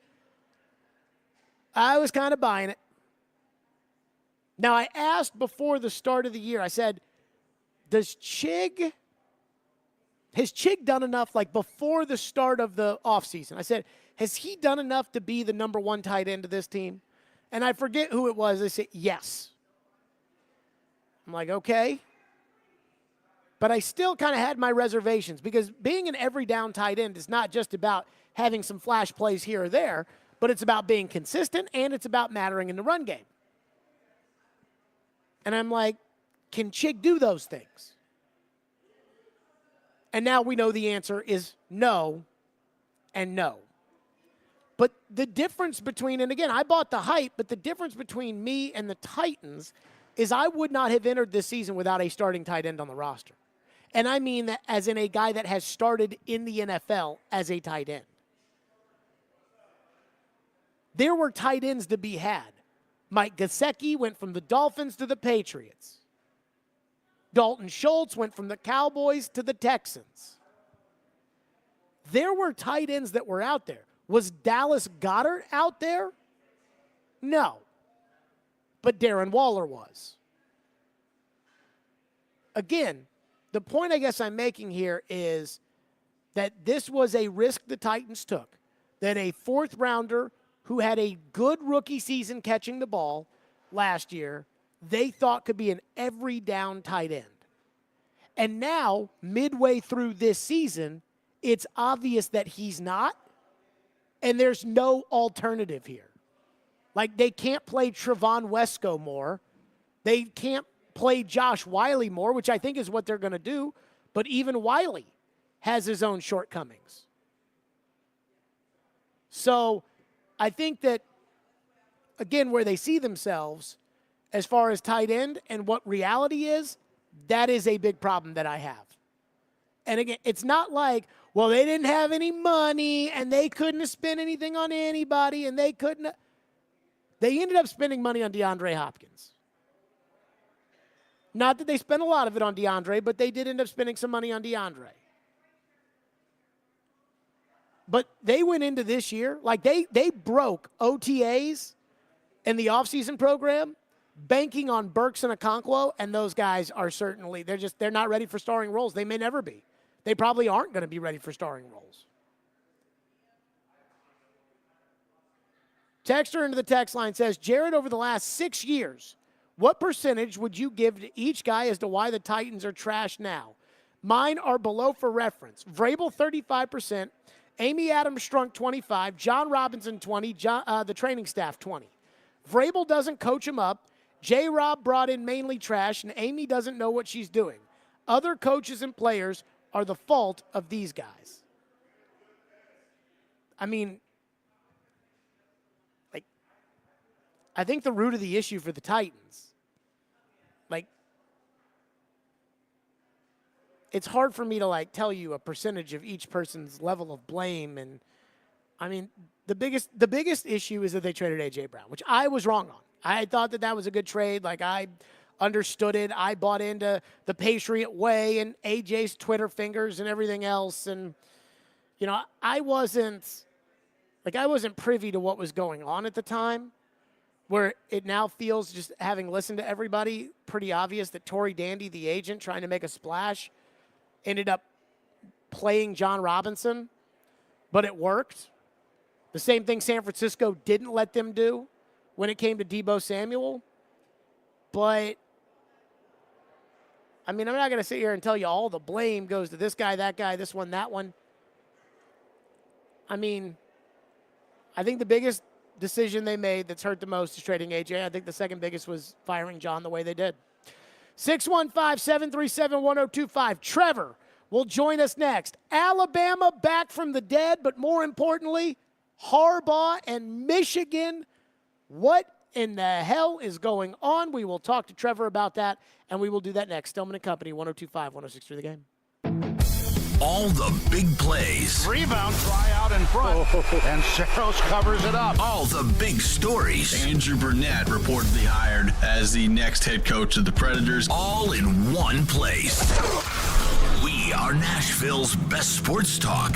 102.5 and 106.3. Checkered flag is in the air. Comparing goalies to running backs. 46-27 Vanderbilt. Does this group of players need more? The Game and the Game Nashville app. Attention all fire protection, commercial plumbing, and HVAC experts. Jarrett Companies are looking for experienced field technicians like you. Tired of working for your large corporate employer? Work for a company where you're more than just a number. Jarrett's Fire Protection, Commercial Plumbing, and HVAC divisions are owned and operated by Nashville natives who want you to grow with their amazing team. Hi, I'm Jason Jarrett, owner of Jarrett Companies. I'm looking to hire experienced experts and will offer a sign-on bonus of up to $5,000 for certified professionals. In addition to our great benefits that include a 401k match, PTO, and top pay with annual bonuses, we'll also provide you with top-of-the-line tools, trucks, and equipment that you need to grow your career. Our customer base is large and our business is booming with many opportunities for advancement. Give us a call or go online to JarrettCompaniesInc.com and apply today to become a member of our family and protect our community. That's JARRETT Companiesinc.com. Jarrett Companies, where we are above and beyond industry standards. Calling all sweet tooths. Head to Nashville Toffee Company, a place where rich, chocolatey daydreams are created from a secret family recipe generations in the making. Their toffees and candies are handcrafted in Nashville using all natural, kosher certified ingredients. Sweet creamery butter, pure cane sugar, premium roasted nuts, deep rich chocolate, and sea salt. Visit NashvilleToffeeCompany.com or drop by their headquarters on Air Lane Drive for a positively hassle-free shopping experience. Whether you're buying for 1 or 100, Nashville Toffee Company is here to make your holiday gift-giving easy. Hey home buyers, TJ Anderson here with more great homes. Located just west of Nashville in a tranquil setting of Kingston Springs Ranchettes neighborhood, 1617 Wildlife Trail offers 3 bedrooms, 2 baths, a 2-car garage, and a 1-year builder warranty, all for under $450,000. Contact my team today at tjandersonhomes.com for more info. Want your home listing to be seen and heard by home buyers? Google TJ Anderson Homes and see why we are referred by clients so often. TJ Anderson Homes at Benchmark Realty, office number 615-432-2919. The Parker Store at 1909 Nolensville Road in Nashville is the Parker Factory Authorized Store for your Parker hydraulic, pneumatic, water, and chemical hose needs. They stock metric tubing and hose connections to 42 millimeters in size, and they'll fabricate while you wait up to 6,000 PSI hydraulic hoses in a 2-inch size. Call the Parker Store at 615-248-8245 for all the Parker requirements you have. The Parker Store, 1909 Nolensville Road.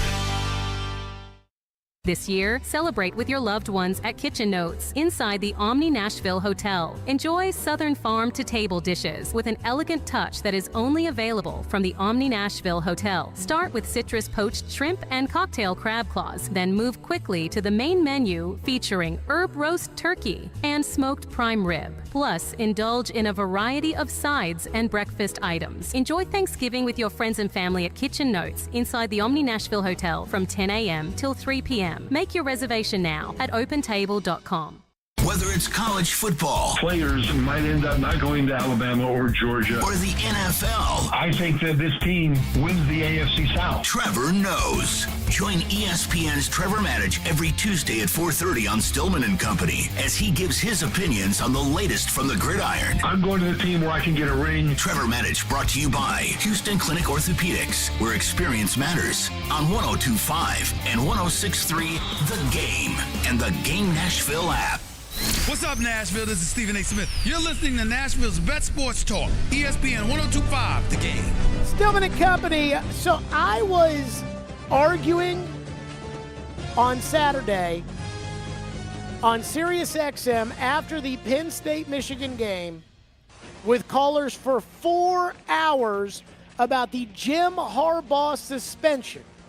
And I voiced it here, I voiced it there. My opinion when it comes to Michigan is, and the suspension of Harbaugh, and I think there's 2 separate things here, right? There's the suspension of Harbaugh, and then there is the actual sign stealing.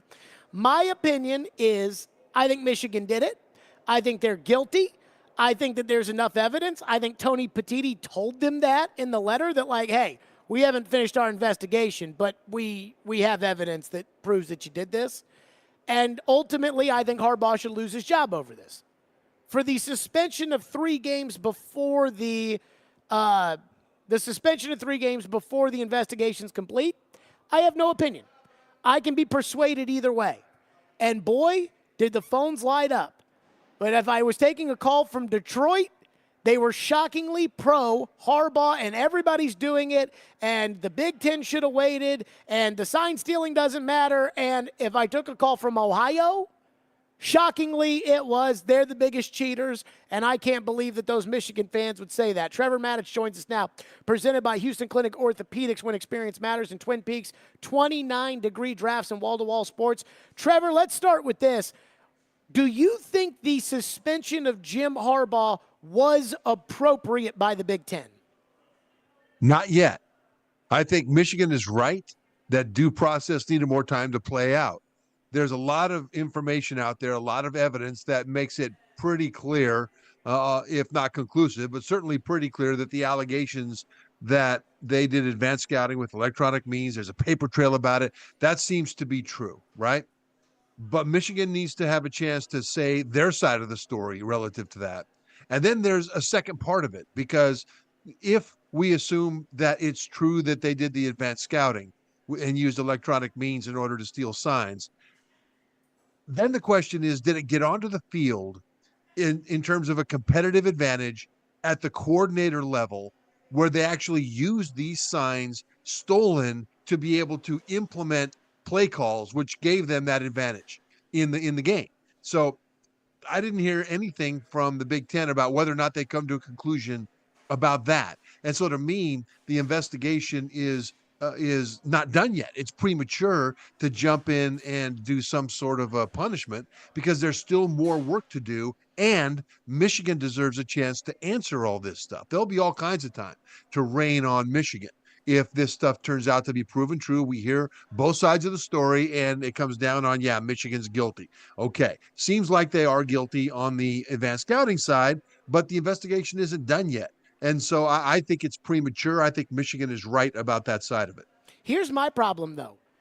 There will be plenty of time to finger wag at Michigan, but there's not plenty of time between now and the college football playoff. And if Michigan cheated, I don't know if Michigan should be in the college football playoff. Stephen A. Smith came out last week, Trev, and he said they should be banned from the playoff until the investigation is concluded. And I think you and I both know that the 4 teams will be selected before the investigation concludes. I don't think you can ban the Michigan from anything until the investigation is concluded because that is tantamount to convicting on the allegation. So you're going to let them taint a championship, perhaps? I want due process to play out completely because I think the bigger picture is more important. Don't convict on the accusation. We hear that all the time, where people hear something, it sounds bad, they're guilty, they're dirty, and then down the road we hear the other side of the story. It's like, oh, gee, it wasn't what I thought it was, right? Now, this seems to be what you think it was. But again, this comes down to, I agree with Stephen A. if it's proven that Michigan had a competitive advantage, right? Because people say all the time that it's not the Michigan players' fault. They had nothing to do with it. Okay. But they're not the only players on the field. And the opponents deserve the opportunity to have a fair competition with Michigan. Doesn't mean they'd beat them, but they deserve the right to a fair competition. And the way I would describe that is if the players of a team that I played against, let's take Michigan out of it, if they didn't know that their training staff put some sort of performance-enhancing drug in their pregame meal to get them all hopped up for the game, and they came out and they had an advantage over me because of that, then the more important players on the field are the ones that are on my side that have the disadvantage for what they did. The problem is that has not been proven yet, at least not that I have seen. And as a matter of fact, what the Big Ten said about Jim Harbaugh's suspension was that they're not punishing Harbaugh personally over this. They're punishing the university in general. So what in the world does that mean?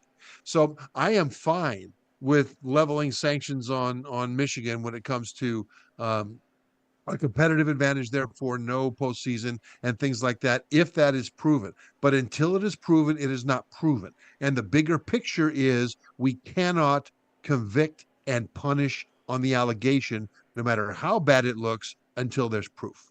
So I guess I'm a little torn here, though, because I agree with you. I mean, I think that's a great premise, but I do think that Michigan cheated. And you brought up is there proof that it helped them? And I was getting into a lot of arguments with callers about this. You watch C.J. Stroud play in the NFL right now. You watch him play against Georgia, or at least I watched him play against Georgia, watch him play in the NFL. And I wonder, how the hell did Michigan just absolutely boat race him twice? How? And my mind immediately goes to, well, if their defense knew what C.J. Stroud was going to do, that makes plenty of sense.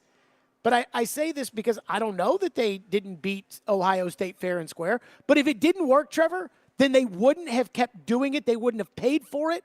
And so, again, like Ohio State plays Michigan in a couple of weeks. And I just can't, get over the idea that we could have Michigan in the playoff and it be a tainted championship or a tainted playoff. And I don't think that's right. Well, Jared, that's fair. And you also look at, for example, there's video of this guy, Connor Stallions, in the box with the coordinators during games. And so is that evidence that he's giving them information from his sign stealing? Maybe, maybe not, but it looks bad, right? It looks bad. Here's another thing that's kind of interesting that I think we could get a little bit more information about. There are reports that TCU in the playoff game last year, before the playoff game, they got information that Michigan had stolen their signs. And look at what happened in that game. J.J. McCarthy throws 2 pick sixes. Is it possible, hypothetically, that he thought he knew what the defensive play call was going to be because TCU figured that they're stealing our signs, so we're going to make them think it's this and we're actually going to do that? Is that possible? Hypothetically? Well, sure it is. Also, keep in mind that TCU jumped on Michigan early, and then Michigan roared back, but it was just too late. They had gotten too far down, and TCU was able to win that game. Is that because TCU changed signs and Michigan was actually at a competitive disadvantage because they didn't realize that TCU was giving them fake signals that they were calling their game plan on? And so is this true? I don't know. I want to go back and look at that game. I think we need a little bit more information before we find that out. But it all adds up to what you're saying. It does look bad that it was a competitive advantage. And if it, but until it's proven, we have to maintain the bigger picture and the bigger principle. Let's be careful about convicting on the accusation, no matter how bad it looks, until we hear all sides of the story. Now, when it comes to actually playing this year, would it be a disadvantage? I think the information's out there, and anybody that faces Michigan going forward is going to change their signals, is going to make adjustments to the way they call their plays and the way they signal in their plays so that Michigan can't use this as an advantage to them. And so this is why it goes back to the TCU game. Maybe that was the tipping point where, Michigan kind of came back to bite them, maybe. But certainly going forward, they're going to do what all teams do, which is adjust and change signals. On the offensive line, for example, we have calls that we make on runs and on passes all the time. And it usually takes the defense a couple of series to figure out what we're doing, right? So what do? We'll make a run call on a pass play or a pass call on a run play so that they can't zero in on what's happening in this particular play. And so there are ways to protect yourself from this if you know that it's going on. And so I don't think Michigan has an advantage now. I think they may have had an advantage in the past. And if it's proven that they were, there needs to be some very creative punishments against these guys, because that is a really bad thing. Trevor, I like Sharon Moore a lot. I've known him for about a decade. I think he's a great man. I think he's a good coach. And I was really happy with the job that he did handling very tough circumstances on Saturday. Then I saw the post-game interview, and I saw the way that Michigan has been acting. Basically it's like, oh, yeah, they're all out to get us, and we're the victim, and and honestly, that's driving me crazy. I was listening to Charles Woodson on the Fox pregame show, Desmond Howard on the ESPN pregame show. Look, my university, Trevor, went through a scandal. We had prostitutes in the dorm room, and I had to live with that. It feels like Michigan is in denial about any wrongdoing on this, and that, quite frankly, I find to be embarrassing. What do you think? Well, I think it's important to separate what the denial is about. If it's denial that there's any wrongdoing, well, it seems pretty clear that there was wrongdoing of some sort. There's a paper trail. I mean, an actual honest-to-goodness paper trail, including money to pay for expenses. And so that's going to be hard for Michigan to deny, although they have the right to put their case out there and try to deny it. If it's that the Big Ten is premature in issuing the punishment, I think Michigan is right about that. My understanding of the Big Ten bylaws are that if the NCAA initiates an investigation, then the Big Ten should wait for that NCAA investigation to come to its conclusion before the Big Ten issues any punishments. Well, the NCAA initiated an investigation about this, and then the Big Ten jumped the gun based on that bylaw and initiated a punishment before the NCAA investigation was concluded. And so I hear Desmond pitching a real fit about that, and I think he's right about that. I mean, let's be consistent, if you're the Big Ten, about how we're going to implement these bylaws. And no matter how bad it looks in this case for Michigan, what you're doing is setting a precedent for the future. And so you're either going to wait for the NCAA to conclude or you're not. And if you're not, then change the bylaw and make that for everybody. Yeah. More with Trevor coming up, including Nick Saban and Alabama's rise from the grave and all the coach openings in the SEC. We'll do that with Trev and do it next here on Stillman and Company. Let's talk about White Bison, right? White Bison is your local coffee shop with food featuring fresh-made premium breakfast and snack and lunch options. Fresh-made breakfast sandwiches like the turkey sausage on English muffin and avocado bagel or sausage, egg, and cheddar on a toasty ciabatta roll. Order ahead and save time with the Twice Daily or White Bison mobile app. And when you're looking to complement your day with an iced or blended coffee near you, White Bison is the place to go. White Bison, hot drinks, ice and blended drinks, teas, smoothies, and more, finely crafted for you every day. And if you need something a little different, switch it up, because they've got a thoughtfully considered selection of refreshing tea or smoothies, which are perfect for any weather. Order ahead and get rewards so you can download the app where you order ahead and you get one free coffee every time you buy 7. Part of White Bison's rewards, buy 7, get 1 free. And of course, White Bison and Twice Daily, they are your local coffee shop. Vanderbilt basketball lives here. Hey, this is Kevin Ingram. Join Tim Thompson and me on Tuesday night as the Commodores host UNC Greensboro. Pre-game starts at 6:30. Your home for the Commodores is 94.9 The Fan and the Fan app. When Genesis Diamonds has a sale, you know it's the real deal. And it's happening this weekend. Our final store-wide sale of the year with deep discounts up to 35% off. This is the big one, where the staff knows they can break all the rules. Plus, Genesis selection is nearly double. Designers are here from LA and New York with their entire collections on sale. Luxury pre-owned Rolexes are also marked down. All lab-grown diamonds are also included. The last and best jewelry buying opportunity of the year. Save up to 35%. Friday, Saturday, and Sunday only, and only at Genesis Diamonds, Green Hills and Cool Springs. Twin Peaks is the best in the game. Here, you're in the red zone for every college rivalry and divisional matchup all season long. I mean, where else are the scenic views as good as your view of the game? Only at Twin Peaks, the #1 sports bar. Regular season hoops are heating up. The NBA's inaugural in-season tournament is tipping with group play across the country. Catch the action Tuesdays and Fridays all month long at the #1 sports bar. Blue Raider fans, your home for all the MTSU football and men's basketball action is on 93.3 Classic Hits and 95.1 Classic Hits in the borough. Catch the action all season long with Chip Walters on the call. Go Blue Raiders! Penalty Box Radio Live is back. Join Alex Doherty and Sean Smith every Wednesday night at 7 p.m. for a full hour of local hockey talk, full analysis of the Nashville Predators. Honest hockey talk like you've come to expect from the Penalty Box Radio brand over the years. Penalty Box Radio is back home on 102.5 The Game for the 2023-2024 hockey season. For more, check them out at penaltyboxradio.com.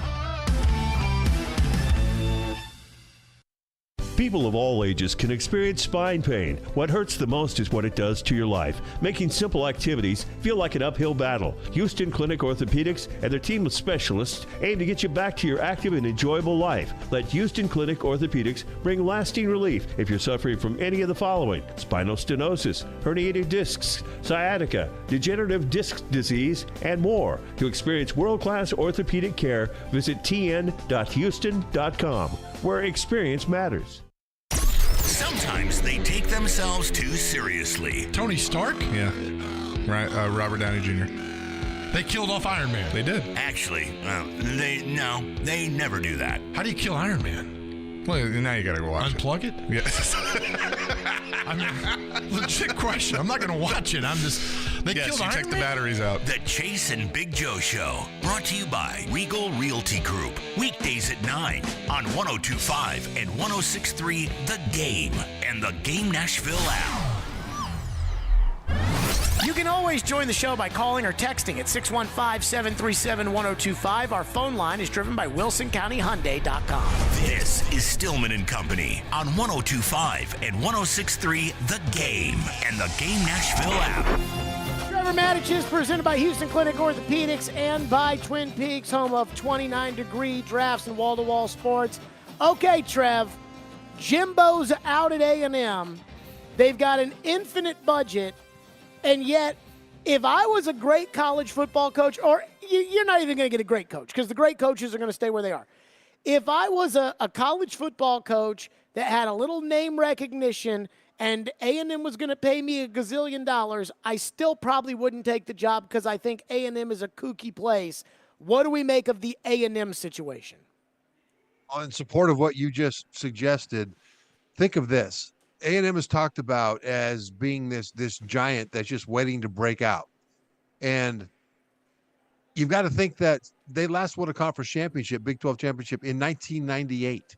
Since 1998, they've had two 10-win seasons. That's it. Just two double-digit win seasons over the course of multiple school presidents, multiple athletic directors, and multiple head coaches. They still weren't able to win a conference championship. They still weren't able to get over that hump on a national level. And it makes you wonder, well, what's going on at Texas A&M that makes it so difficult?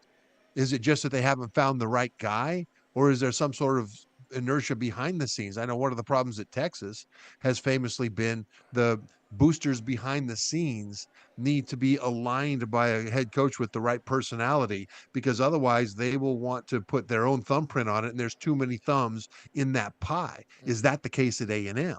Now, having said that, the resources from a standpoint of money and facilities and the rest of it are all there. And they're going to pay somebody right now. The going rate at A&M is $9 million. They may not pay that much for the next coach, but I would tend to think that I would want to, if I'm a head coach moving to that spot, if I've got a lot of other options, I want that question answered before I commit to Texas A&M. Trevor, who do you think should be on the list? Who do you think should be the A&M coach? You can go with big names. I mean, a lot of people are talking about Dan Lanning of Oregon. He'd be fantastic there, but he's already basically taken his name out of the running.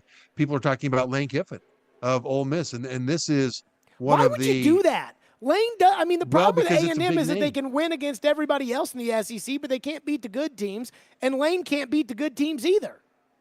Yeah, but Texas A&M can't be Ole Miss. I mean, everybody's chasing Alabama in the SEC West. LSU has risen up a couple of times and got them, including last year when they won the the division championship and played for the SEC championship. So they got over Alabama then, but they're struggling to stay up there. And Ole Miss came into last week's game against Georgia ranked number 9 in the nation. And so if you're Texas A&M, you're saying, okay, well, I get it that Alabama's ahead of us. I get it that LSU, we're trying to get to where LSU is. But can we at least be Ole Miss? And you've got to wonder, if Lane Kiffin had Texas A&M's resources, what might he do? The guy I think that they should be really going after is a guy that's not a splashy hire. And I don't think a splashy hire is the priority for A&M. UTSA's coach, Texas San Antonio, Jeff Traylor, would be perfect in this role. He's a high school legend, high school coaching legend. He's got 3 high school coaching state championships there. He's been Texas High School Coach of the Year 4 times. The last 2 years, 21 and 22, he was the Conference USA Coach of the Year at UTSA. And this year, he's 5-0 in the American Conference as they shifted over to that conference. And knowing the Texas high school landscape like he does, having the respect of Texas high school coaches who have a lot of influence over where their players go, he would be terrific to step into that role at Texas A&M and hit the ground running with every advantage you could possibly have. And he would not be the splashy, flashy hire, but I think at this point, Texas A&M needs to stop it with the splashy, flashy attempts and go with the guy who is best suited for their school. And I think of those that will be available, since Dan Lanning isn't available, I think Jeff Traylor is the guy they should absolutely consider. What do you think about Mississippi State? Mississippi State, they just fired their coach, Zach Arnett. He took over when Mike Leach passed away last year. He's a defensive guy. He came in this year, changed it from the air raid to more of a pro-style system, and it failed miserably. Mississippi State, I think, would be a good place for a developmental coach, a guy like a Chris Kleiman at Kansas State if he wants to move into the SEC. A guy like a Dan Campbell at Iowa State, who knows how to build a locker room. And the advantage that Mississippi State would have, even though it's kind of in a bottom feeder right now in the SEC, is that it's in the SEC. And as time goes on, if you're able to build up to what, I'm spacing his name, the former coach at Florida, who was the coach there. I'm spacing his name, is killing me. Anyway, coaches have been able to win there, Dan Mullen. at least temporarily. Dan Mullen, that's exactly right. Your I know Dan. I coworker. like Dan. I just spaced his name. He had them number 1 in the nation for a hot minute at Mississippi State. So you can do things at Mississippi State, but the point is that SEC and Big Ten are the schools going forward that are guaranteed to have the big money and all the stability. And so you've got a guy like a Matt Campbell, I think has achieved pretty much everything he can achieve, certainly at a national level at Iowa State. And as the Big Ten and SEC continue to rise above because of the way the money's going to be going forward as they become super conferences, it would be enticing, I think, to get out of a place like that when you can, when you're still a hot name, and get into a place where you have a chance to ride that wave. And so I think that Matt Campbell is an underrated guy because he can develop players that others don't really recruit much, and he can develop a locker room into a very cohesive, chemistry-driven place. And if you give him more resources, he could do even more with it. And Mississippi State would be looking at a guy like that. Two other places. Do you think that there could be movement at Arkansas or Florida? Yeah, Arkansas, it's possible. They, their offensive, their head coach is an offensive line guy. Everybody loves them, but they really have regressed this year. They've really struggled, and it's hard to see the trajectory there heading in the right direction. So you may see a change there. Florida, I don't think so. Billy Napier hasn't been there long enough, and he came over from Louisiana, and he is a guy, University of Louisiana, had great success there, and knows the recruiting landscape of the Southeast, and he's a very, very good coach. And he's building a locker room now and a roster that had massive holes in it when he first got there. They're struggling now, but I think it's premature to dump him and try to get somebody else in there, especially since I don't think there's going to be some big splash name that's dying to go to Florida that they would swap him out for. Trevor, what do you make of the fact that we all wrote off Nick Saban in Alabama, and here they are back in the SEC championship game with a chance to go to the playoff? I think this is Nick Saban's best coaching job since I've watched him be a coach. It's one thing if you have a ton of talent and your job is to babysit that talent and get them all pointed in the right direction. In this case, there were big holes in the roster, especially on offense, and then on defense because of injuries, especially in the secondary. And what we see Nick Saban doing this year, at least publicly, is not the fiery Nick in the press conferences, raining down on people that aren't working as hard as they need to. They lose a game or they don't win a game the way they should. And there's Nick out there talking about doing what's necessary in preparation to get the goals you want. And he's doing it with a fiery flavor. This year, early in the season, you saw him perform differently in that way. He was encouraging of his players, even after the USF win. They lost to Texas, then they go down to USF, and everyone expected them to take out their frustrations on the lowly Bulls, and they won that game 17-6 or 17-9. Oh, and it was ugly like too. That. Yeah, it was terrible, and I expected him. A lot of people expected him to come down and say this team needs to work harder. They're just not. He didn't. He talked about the good things that they did to secure a difficult win on the road, and I'm like, Coach, you guys should have wiped the floor with these guys from the beginning. But he knew the psyche of his team, and he knew he needed to encourage this bunch, not to grab their face mask figuratively and shake them around. And in doing so, he's kept it going. He's taken Jalen Milroe at quarterback from a guy who was an anchor on the team early. That's why he didn't get to play against USF. They benched him, tried to replace him. And they've nourished him into a confident, capable, effective quarterback who is third in the nation in yards per completion, third in the nation, right behind Jaden Daniels of LSU.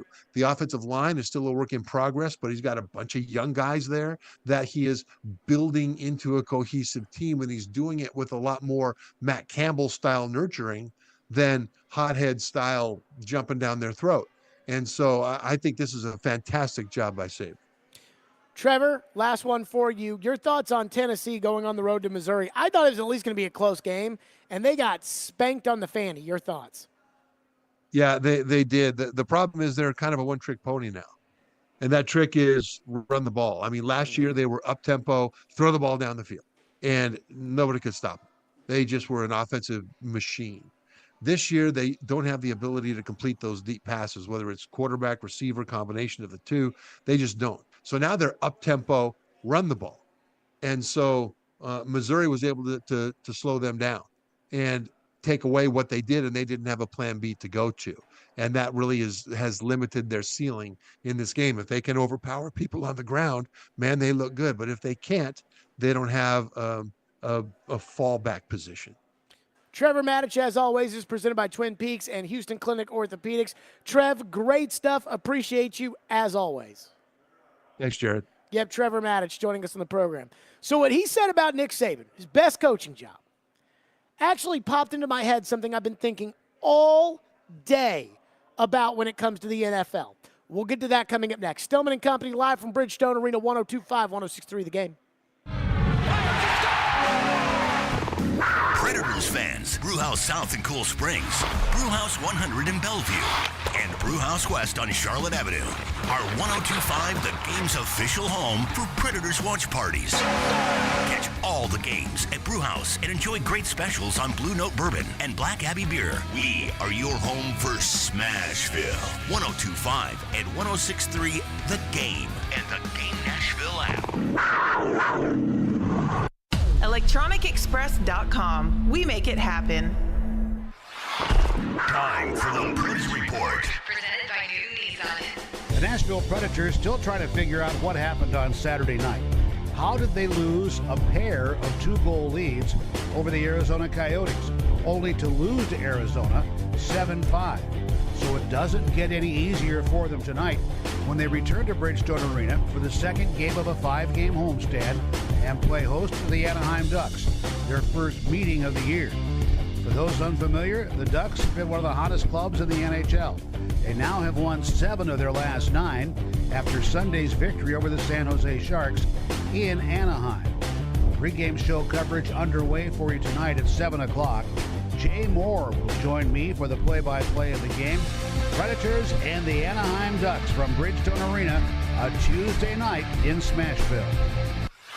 All the best car deals in Smashville start at Newton Nissan. Visit them at Newton Nissan of Gallatin or Newton Nissan South in Shelbyville. This is Nashville's best sports talk. ESPN 102.5 The Game. Yo, check this out. Ah, Pourvu. Imagine a wonderland, vast as the eye can see. We're talking a whopping 10,000 square feet, stocked with wine, spirits, and over 1,500 beers from around the globe. And if that's not enough, they've got you covered with a massive horde of ready-to-guzzle cocktails like High Noon. Well, saddle up, partner. It's Pourvu, the adult equivalent of a candy store. Open from 9 to 9 Monday through Saturday and from 10 to 6 on Sundays, too. Not leaving your sofa during the next big game? No worries, my jersey-wearing couch potato. You can place your orders at pourvu.us or download their super snazzy app. Just picture hockey night. He shoots, he scores, we toast. We're talking about a good old round of tequila shots, of course. Tequila! Pourvu has it all. Tequila is always a big hit, just like Uncle Frank at the family parties. Wine, spirits, beers, mixers, barware, gifts, party supplies, and more. Curbside pickup at absolutely zero charge, mind you, and home delivery. Indian Lake Boulevard in Hendersonville, just off Vietnam Vets, exit 7. Pourvu. It's all Frenchy and fancy, meaning for you. Score! Nashville's Best Deals is a great place to save cash fast. Get up to half off or more on dining and entertainment at thegamenashville.com/deals. Check back often for new featured deals and save money now at thegamenashville.com/deals. This year, Staples wants everyone to have a happy Holla Deal. That's right, Holla Deal. Staples Holla Deals are amazing savings on hot holiday tech. Great prices on laptops, game systems, earbuds, and more. And now at Staples, you can save up to $350 on select PCs. During Staples Holla Deals, it's not about the fa-la-la. It's about saving moo-la-la. Save up to $350 on select PCs today at Staples. Ends 11/18 in-store only. See associate for details. Now, your Game Center update. Brought to you by Gary Force Acura, proud sponsor of your Nashville Predators. The Nashville Predators return to the Bridgestone Arena ice tonight as they welcome the Anaheim Ducks to town. Nashville announced earlier today that the team recalled defenseman Spencer Stastny from AHL Milwaukee and have placed forward Tommy Novak on IR. Novak is expected to miss 4 to 6 weeks. Head coach Andrew Burnett spoke on the loss of Novak earlier today. Yeah, it's going to be tough. Nobody's been really good for us. Very creative. Has generated a lot of offense. But, I think you got Cody Glass coming in. It's a great opportunity for him to fill in that role. play the way he's capable of playing. Puck drop for Preds versus Ducks is set for 7 with pregame at 6 right here on your home of Smashville. The Tennessee Titans had the day off today before they return back to practice tomorrow. They take on Jacksonville this week. Elsewhere around the NFL, the Buffalo Bills have fired offensive coordinator Ken Dorsey after their loss to the Broncos on Monday Night Football. The Vanderbilt men's basketball team returns to the Memorial Gym Hardwood tonight when they host UNC Greensboro. Pregame starts at 6:30 with tip-off at 7 on 94.9 The Fan. And the latest edition of Rick Stock Still Live talking Middle Tennessee Blue Raiders begins at 6 o'clock on 93.3 Classic Hits. From the Game Nashville studios, this is Ian Safar. Live from the Hiller Plumbing, Heating, Cooling, and Electrical Studios. WPRT FM Pegram, WPUC HD2 Laverne. Ross Chastain will be first to finish in the Ally 500 at Nashville Super Speedway. Nashville's exclusive home for NASCAR. 102.5 and 106.3. Checkered flag is in the air. Man, this is a win in the cup race. The Game. A Cromwell media station. Where you have a voice. He had a competent coaching staff. You just play terrible and you keep playing. And we have strong opinions. What a whiny freaking crybaby response. This is Stillman and Company with Jared Stillman on Nashville's best sports talk, 102.5 and 106.3 The Game and the Game Nashville app. Stillman and Company, 102.5, 106.3 The Game, streaming live on Twitter, Twitch, YouTube, and Facebook live from the Hiller Plumbing, Heating, Cooling, and Electrical Studios at Bridgestone Arena. Preds and Ducks tonight at 7 o'clock right here on 102.5, 106.3 The Game. Barry Trotz normally joins us in this time. We will chat with Barry tomorrow afternoon after Jared versus Joe to get an update on the Predators. We'll get to them in a little bit. But how about that Monday Night Football game last night? And last night, I wasn't even thinking about the Bills and the Broncos, and I asked the Alexa device, I said, who's on Monday Night Football? And she told me it's the Denver Broncos visiting the Buffalo Bills. And I thought, that'll be an interesting game. I can do that. I'm sure the Bills will probably end up winning comfortably, but it'll at least be, two teams that are kind of interesting and quarterbacks I know, and yeah, I can do that. No. It was a wild and crazy Russell Wilson, Denver Bronco, come from behind field goal at the end game winner. And subsequently, the Bills have fired their offensive coordinator today. Now, there's one thing that I want to focus on, and that is the return to relevance of the Denver Broncos. Sean Payton was hired, paid $17 million a season. They traded a first-round draft choice and a second-round draft choice and got a third in return in order to get Sean Payton as their coach. And the reason they hired Sean Payton and fired Nathaniel Hackett after 1 year is not because they thought Hackett was the problem or they thought it was because they had paid Russell Wilson a boatload of money, and the only way out of it was to hope that Sean Payton could save him. And the Broncos started the season off, and they weren't very good, and I, like many of you, thought, Russell's beyond saving. The Broncos just throw more money at the problem. They get nothing in return out of it. But nope. Denver is very much in the thick of it. They have wins over Kansas City. They have wins over Buffalo. They beat Green Bay, who stinks. They have started winning. Sunday night this week, Denver and Minnesota, two teams that have gotten it. Which brings me again to the point here, which is every year in the NFL, there's tons of change. Coordinators out, new guys in, head coaches out, new guys in, quarterback out, quarterback in.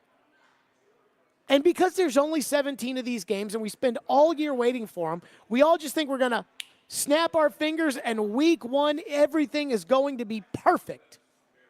But that's not how this sport works. When there is a massive change in the NFL, I think I've decided we're not going to know until November 1st. That's when you should expect to see reality. November 1st. I always tell you, every year September football is totally screwed up because the bad teams don't know they're bad. The good teams think they might be good. The good teams from last year think that they're still good off of last year. There's no way they know. And so at the beginning of this year, we thought the Broncos were horrible. Now the Broncos are pretty good. At the beginning of this year, we thought the Bills were great. Now the Bills are 5-5 out of the playoffs. Look at the Texans. Look at the Jags last year. The Jags were horrible. But then November 1st, new coach, it all started to click, and they found themselves in the playoffs. You have to wait until November. And I think that might be all football. Look at Alabama. They brought in a new offensive coordinator in Tommy Rees. They were putting in a new quarterback in Jalen Milroe. They looked like they couldn't even pass the ball early in the season when they lost at home to Texas. Take time, but they get results. Coaching in this league matters. In fact, even when there's a change for the worst, it still takes time before you know. Brian Daboll was a good offensive coordinator with the Buffalo Bills. He was their Arthur Smith. He made Josh Allen. Josh Allen, the first 2 years, he was a game manager at best. The third year, he became a Pro Bowler. The fourth year, he was an MVP candidate. Brian Daboll leaves. The first 7 games of last year under Ken Dorsey, Josh Allen had a quarterback rating of 105.9 and averaged 2.5 touchdowns for every interception. Since then, since November 1st of last year, under Ken Dorsey, Josh Allen has gone from 2.5 to 1.8, and his quarterback rating has gone from 105.9 to 92.9. He's broken right now. He can't stop turning the football over. But you didn't know that right away when they made the coordinator switch.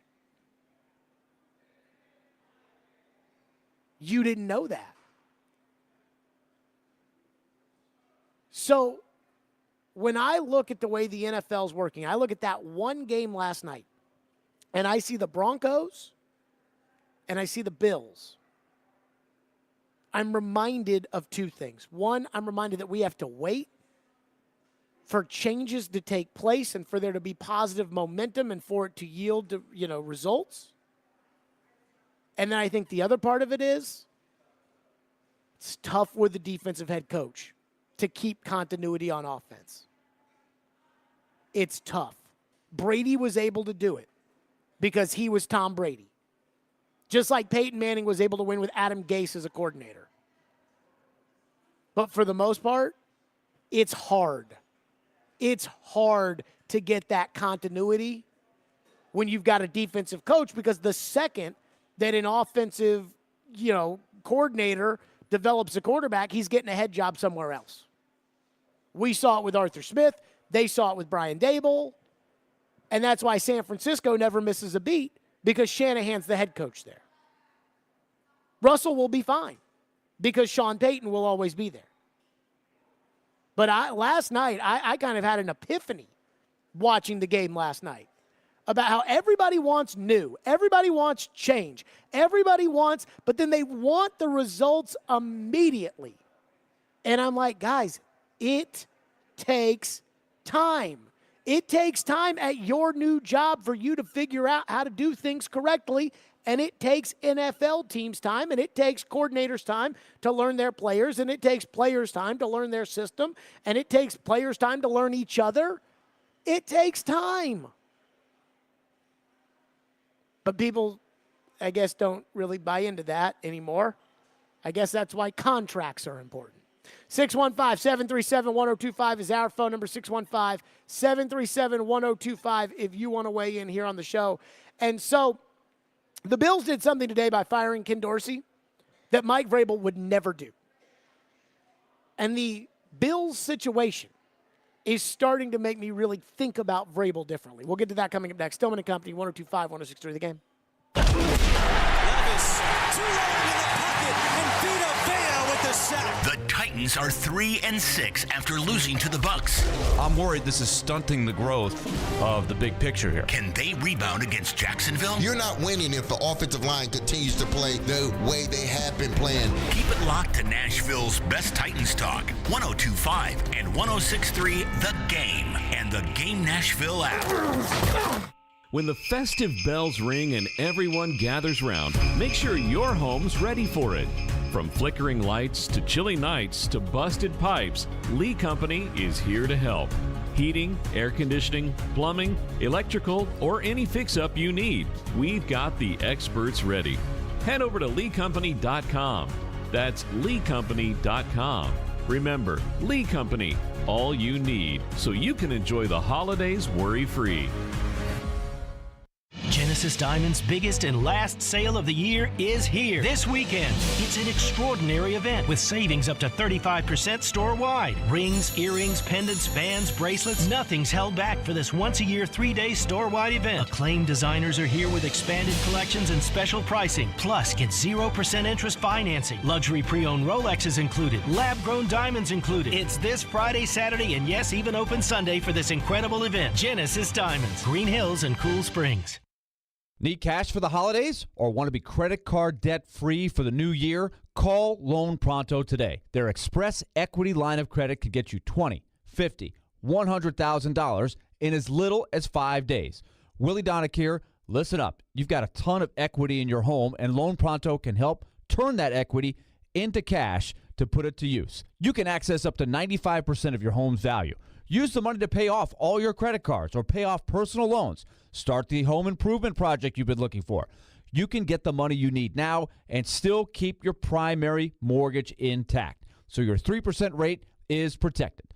Call right now, 615-499-5780. Get the holiday cash you need or pay off all those credit cards. 615-499-5780 or go online at loanpronto.com. Equal housing lender, NMLS 166-1781, subject to lender approval. Get ready for a magical holiday experience at Belle Meade Historic Site and Winery. Join us for our free holiday open house Thursday, November 16th from 5 till 8 p.m. Meet Santa and Mrs. Claus, tour our enchanting mansion, and delight in holiday crafts and activities for the whole family. Treat yourself with our renowned wines and bourbon from Belle Meade Winery and savor foods from the Belle Meade Meat and 3. Let's create cherished memories that will last a lifetime at Belle Meade Historic Site and Winery. Only 7 miles from downtown Nashville. Reserve online at visitbelmeade.com. What do you mean he's not coming in? This is our busiest time. The mixologist at Claude's Bar is moving to Manhattan. I'm already down 2 bar backs. No one's manning front of Now he needs an equally cosmopolitan replacement. How am I going to find a new bartender before New Year's Eve? Indeed can help him hire great people fast. I need Indeed. Indeed you do. Instant Match instantly connects you with quality candidates whose resumes on Indeed match your sponsored job description. Visit Indeed.com/credit and get $75 towards your first sponsored job. Terms and conditions apply. Check us out on X. Follow us at 1025 The Game, and I'm at Jared Stillman. This is Stillman and Company on 1025 and 1063 The Game and the Game Nashville app. 41-yard try for the win. Lutz. He missed it. But a flag is down.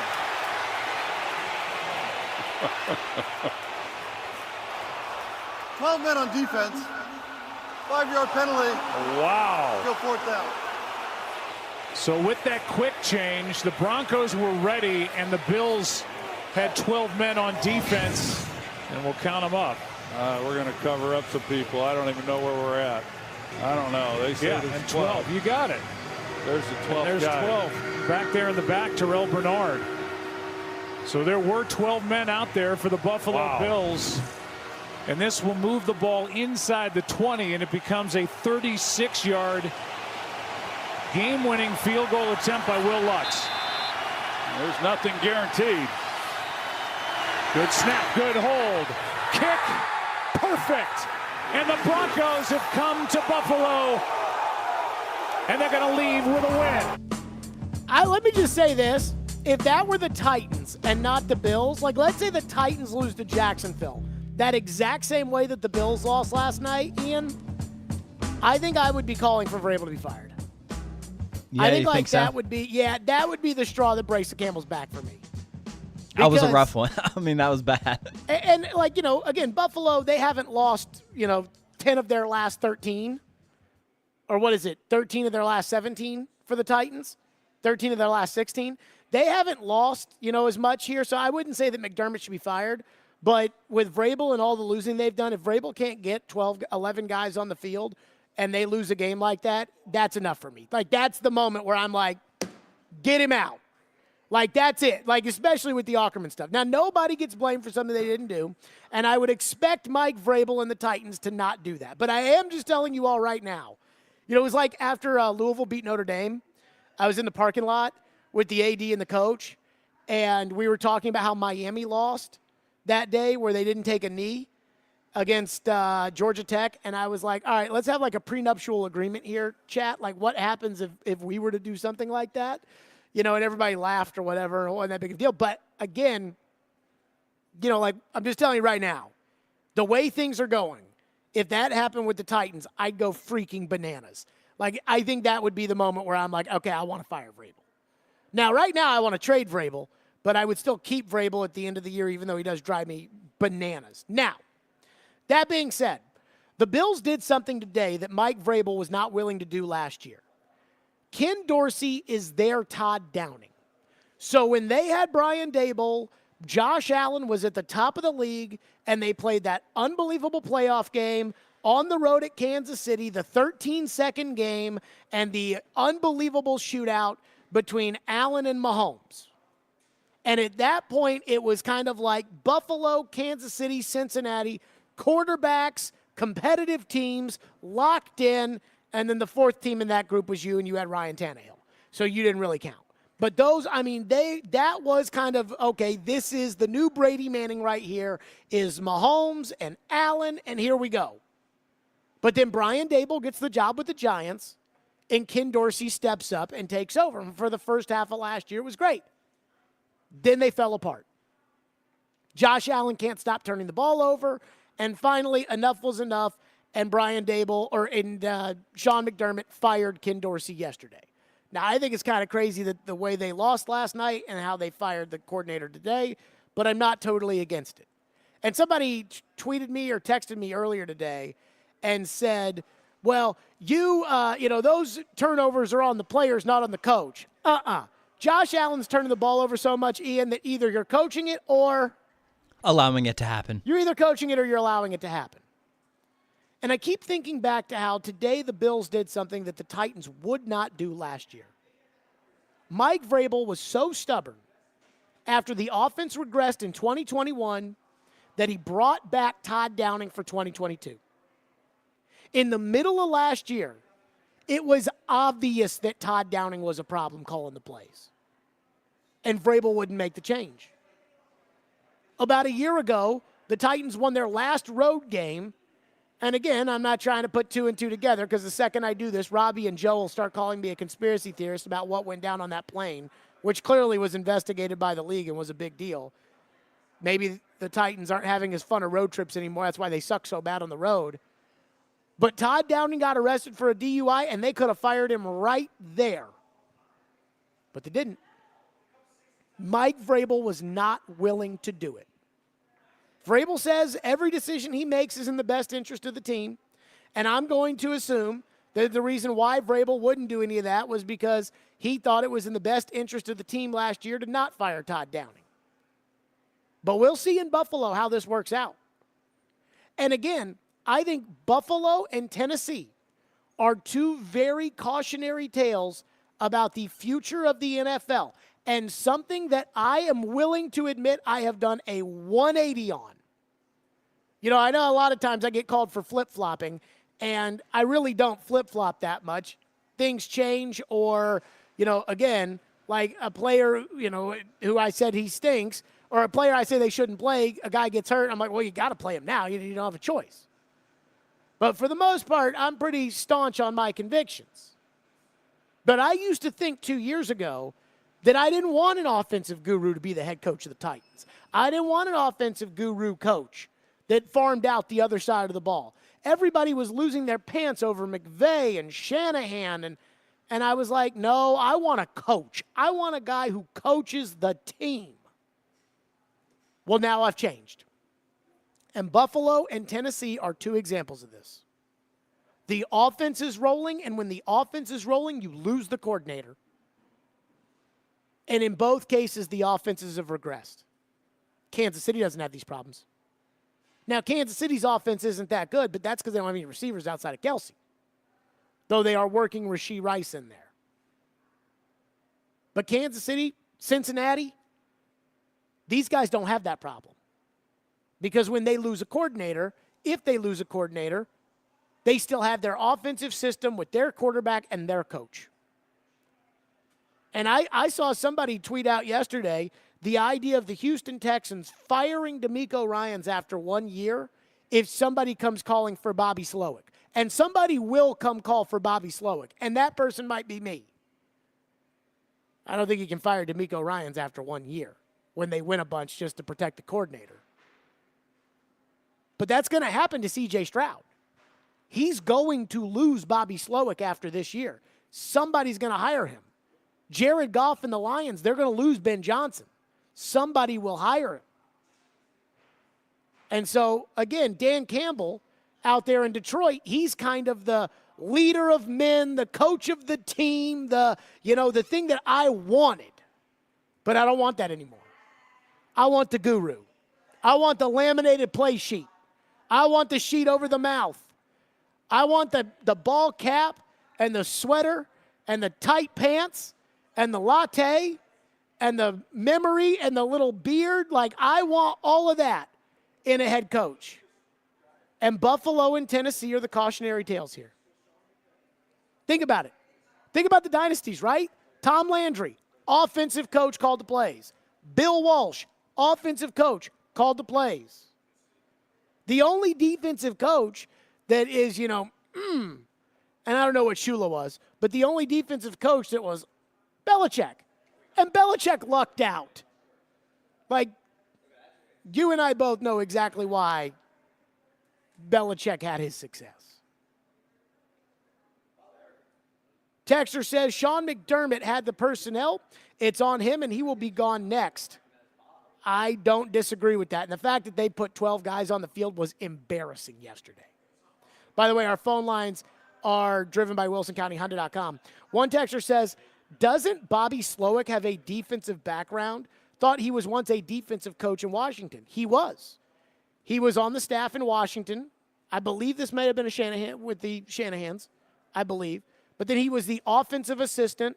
Then he was the offensive specialist. Then he was the offensive passing game guru, coordinator, whatever. And now he's the offensive coordinator of the Texans. Arthur Smith actually started on the defensive side of the ball with the Titans. Yeah, he was defensive quality control his first 2 years in San Francisco before moving to an offensive assistant. There you go. But he's the next Shanahan guy. And then passing game specialist, passing game coordinator, offensive coordinator, Houston. Texter says, do you think Tim Kelly would have won the fans over had he taken over for Downing after the DUI? I presented the idea to the morning show and got laughed at. I know it's a hypothetical, but this move seems to have moved the Titans backward. Let me say this. I think Tim Kelly's doing a good job. Like, I'll tell you, I understand. Like, I can watch a game. See, sometimes, like, Vrabel and Rand Carthon do things that don't make any sense to me. That I'm like, why do you keep running Andre Dillard out there over and over again? Why do you keep running Jack Gibbons out there over and over again? I'm like, why do you keep – I don't understand it. When I see Tim Kelly call plays, I get it. Like, I get what Tim Kelly's trying to do. I look at the tape. I see open guys. I get it. Now, the Vita Vea thing the other day was freaking stupid, and somebody should have called timeout on that. But for the most part, I think Kelly's doing a good job. I think Kelly's doing a really good job, and I think Kelly understands Levis. And the way that Levis is, I don't want to call it his determination to win the game, because his determination to win the game is actually a bad thing. His anxiety at the end of the game, Kelly is trying to manage that. He gets it. I think Kelly's doing a great job. Texter says, I don't get why Ken Dorsey's the one who got fired. Would they have done this if they had won? If they didn't have 12 men on the field, they win the game, and that's obviously not Dorsey's fault. I agree, on the surface, that if it's like, we lost this game, you're fired, that's not Ken Dorsey's fault. But Josh Allen has taken a massive step back. That offense is broken. Stephon Diggs hates it. I think they had to make this move big picture, not just because they lost the Broncos. Well, Daniel Jones and the Giants have taken a step back with Dayball this year. Yeah, but, he's also been hurt, and Saquon got hurt, and their offensive line is just as bad as the Titans. Oh, their team's terrible. Like that Giants team, I don't even know how they got to the divisional round of the playoffs last year. They're terrible. Terrible. But I also think some of that, too, was Barkley was healthy the whole year. And I do think that that's kind of important. One texter says, I like Tim Kelly. He just needs more than 4 NFL players to be able to be successful. I agree. I think Kelly's done a good job. I think Tim Kelly's done a good job. I wouldn't necessarily make him the head coach, but I think he's done a good job. Again, my thing is, I want to trade Vrabel for picks, and I want to make Slowick the coach. That's what I want to do. Texter says in Dallas, Landry called both offensive and defensive plays. What was crazy was when he would be on the sideline with a phone relaying the plays in. That was old school. Texter says, so do we give Tim Kelly time, or have we already decided he sucks? That comes from Slick. I just told you, I think Kelly's doing a good job. We got to give him time. We had the same conversation about Arthur Smith when he became the OC, and gave him some time, and it turned out okay. I'll say this about Arthur. I had no opinion this early into Arthur's tenure. It wasn't like in hindsight. I remember saying, me and the fans saying to Floyd one time how we thought they had kind of, I don't know, I can't remember the word, completely screwed up the OC hire, the offensive line, and it was the kicker. And he was like, I'll give you the kicker, but give the OC and the O-line some time, and they'll turn it around. And he was right. Well, I said at the time, because it was you and it was really the callers. The callers and Floyd were getting into it. Floyd was defending Arthur. The callers were attacking Arthur, and I was like, I have no opinion. And then a couple of weeks later, Floyd was like, you didn't even like Arthur. I was like, that is bull crap. I was like, I completely stayed out of it on purpose. But I think Kelly's doing a good job. I don't think he's doing a great job. I think he's doing a good job. I think Kelly gets the personnel and the team better than every other coach the Titans have, with the exception of the game plan of the Cleveland game, part of which I blame on Vrabel, which I think Vrabel might have been like, no, we're not going to run and punt, Tim. We're going to go in there and we're going to take it to them. And even though the defense sucks so bad that it doesn't matter if you're run punt anyways. 615-737-1025 is our phone number, 615-737-1025. We'll hit on more of your phones. Plus, the Predators tonight take on Anaheim. And I know they're going to tell you that it's early in the season and that they just got home off the road trip. But Saturday was a turning point for me. It was a line of demarcation for me on the Predators. We'll get to that next. Stillman & Company, 102.5, 106 for the game. Every day we are live and local. It will help them get better players. I'm really excited about this defensive front. And your source for Nashville sports. They had missed the playoffs. Those players may end up being practice squad guys. We are Nashville's best sports talk. 102.5 and 106.3 The Game and the Game Nashville app. Yo, check this out. Porvu. Imagine a wonderland, vast as the eye can see. We're talking a whopping 10,000 square feet, stocked with wine, spirits, and over 1,500 beers from around the globe. And if that's not enough, they've got you covered with a massive horde of ready-to-guzzle cocktails like High Noon. Well, saddle up, partner. It's Porvu, the adult equivalent of a candy store. Open from 9 to 9 Monday through Saturday and from 10 to 6 on Sundays, too. Not leaving your sofa during the next big game? No worries, my jersey-wearing couch potato. You can place your orders at porvu.us or download their super snazzy app. Just picture hockey night. He shoots, he scores, we toast. We're talking about a good old round of tequila shots, of course. Tequila!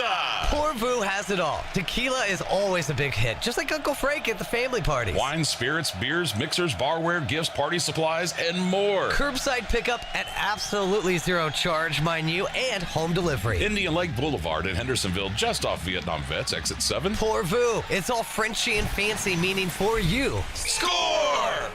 Hey, it's it's Jared from my friends at Hiller. It's getting colder quickly, and a lot of you are probably firing up the heater for the first time this season.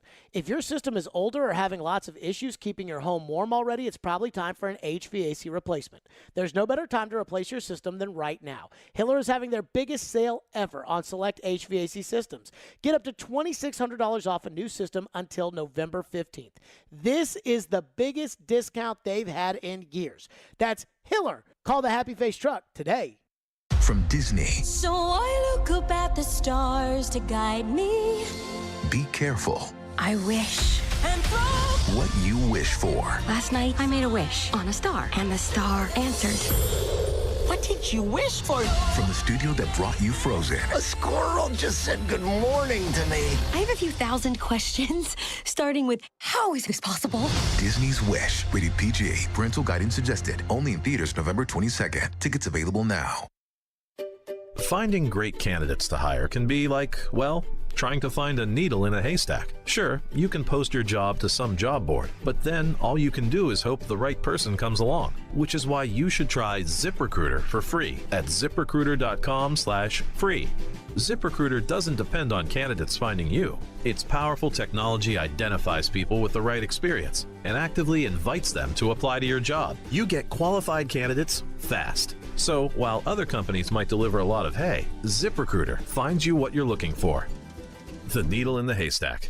4 out of 5 employers who post a job on ZipRecruiter get a quality candidate through the site within the first day. ZipRecruiter, the smartest way to hire. And right now, you can try ZipRecruiter for free. That's right, free. Just go to this exclusive web address, ZipRecruiter.com/free. That's ZipRecruiter.com/free. ZipRecruiter.com/free. Every Wednesday at 8:30.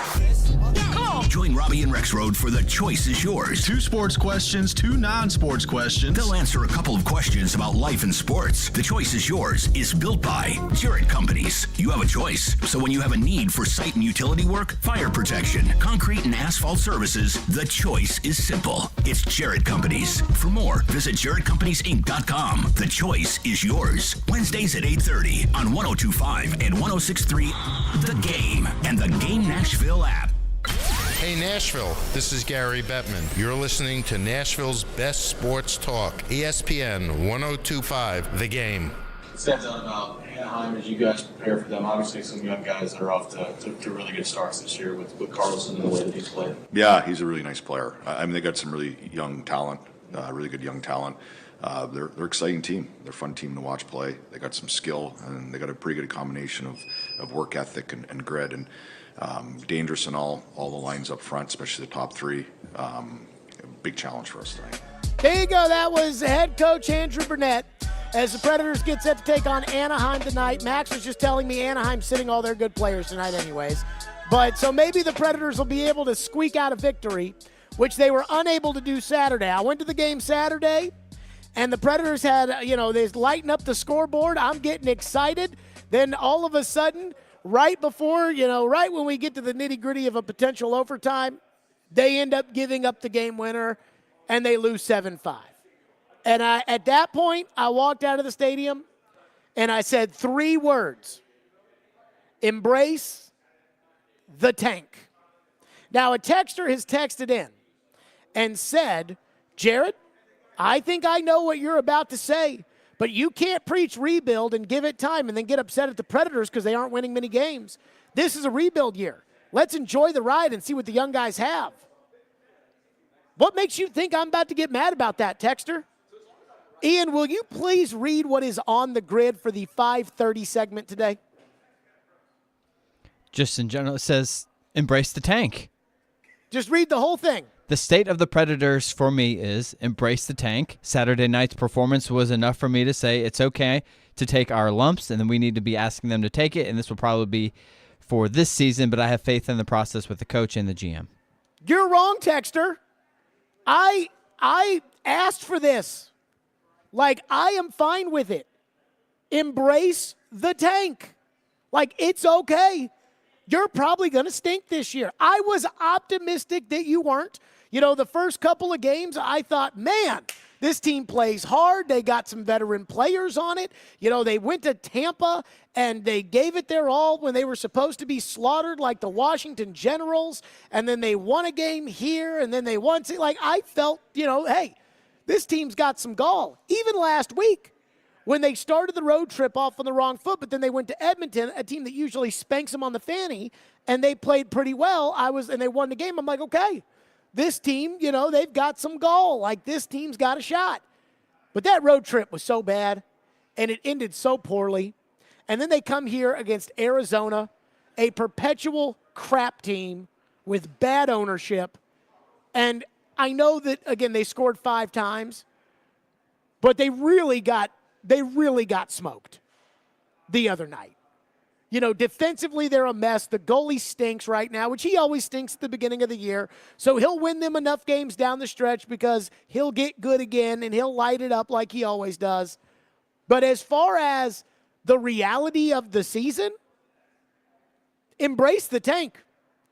Like, this is going to be the season that it's going to be hard to watch. Like, this is the season that you're going to have to take it on the chin. And David Boyle's selfishness is probably why you didn't take it on the chin last year and you weren't in the mix for a Connor Bedard or a Leo Carlson or a Will Smith or an Adam Fantilli, because, you know, you had to give it a go, even though it was obvious after the Colorado series that it was time for you to pack it in. So what should have been last year is probably what's going to be this year. That being said, I have faith in the coach and I have faith in the general manager.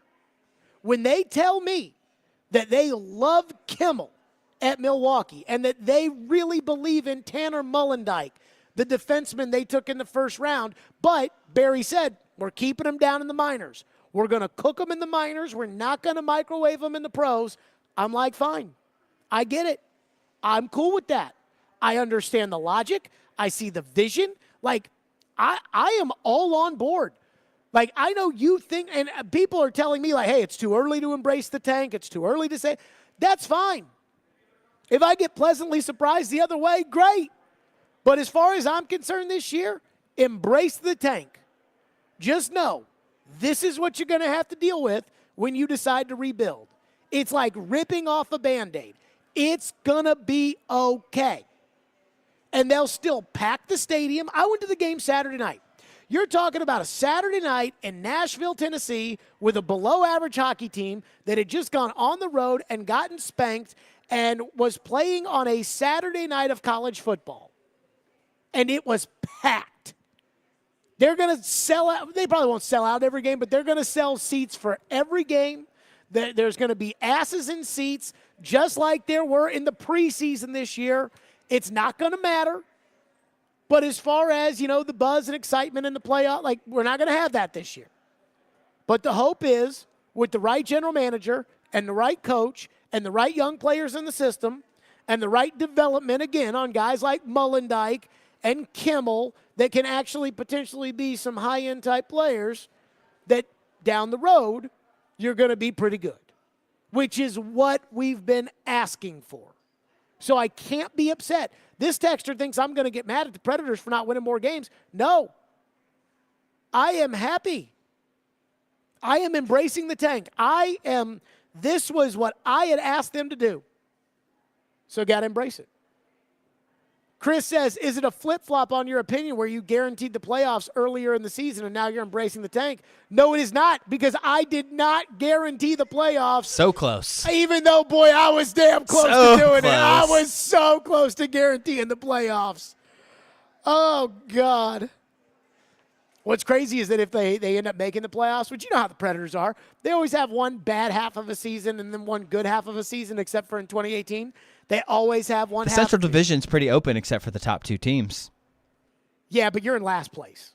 Yeah, but they're all right there. I think Minnesota's lost, 8 of 10 or 11 or something like that, too. Nah, Chicago's not that great. That game Saturday was enough for me.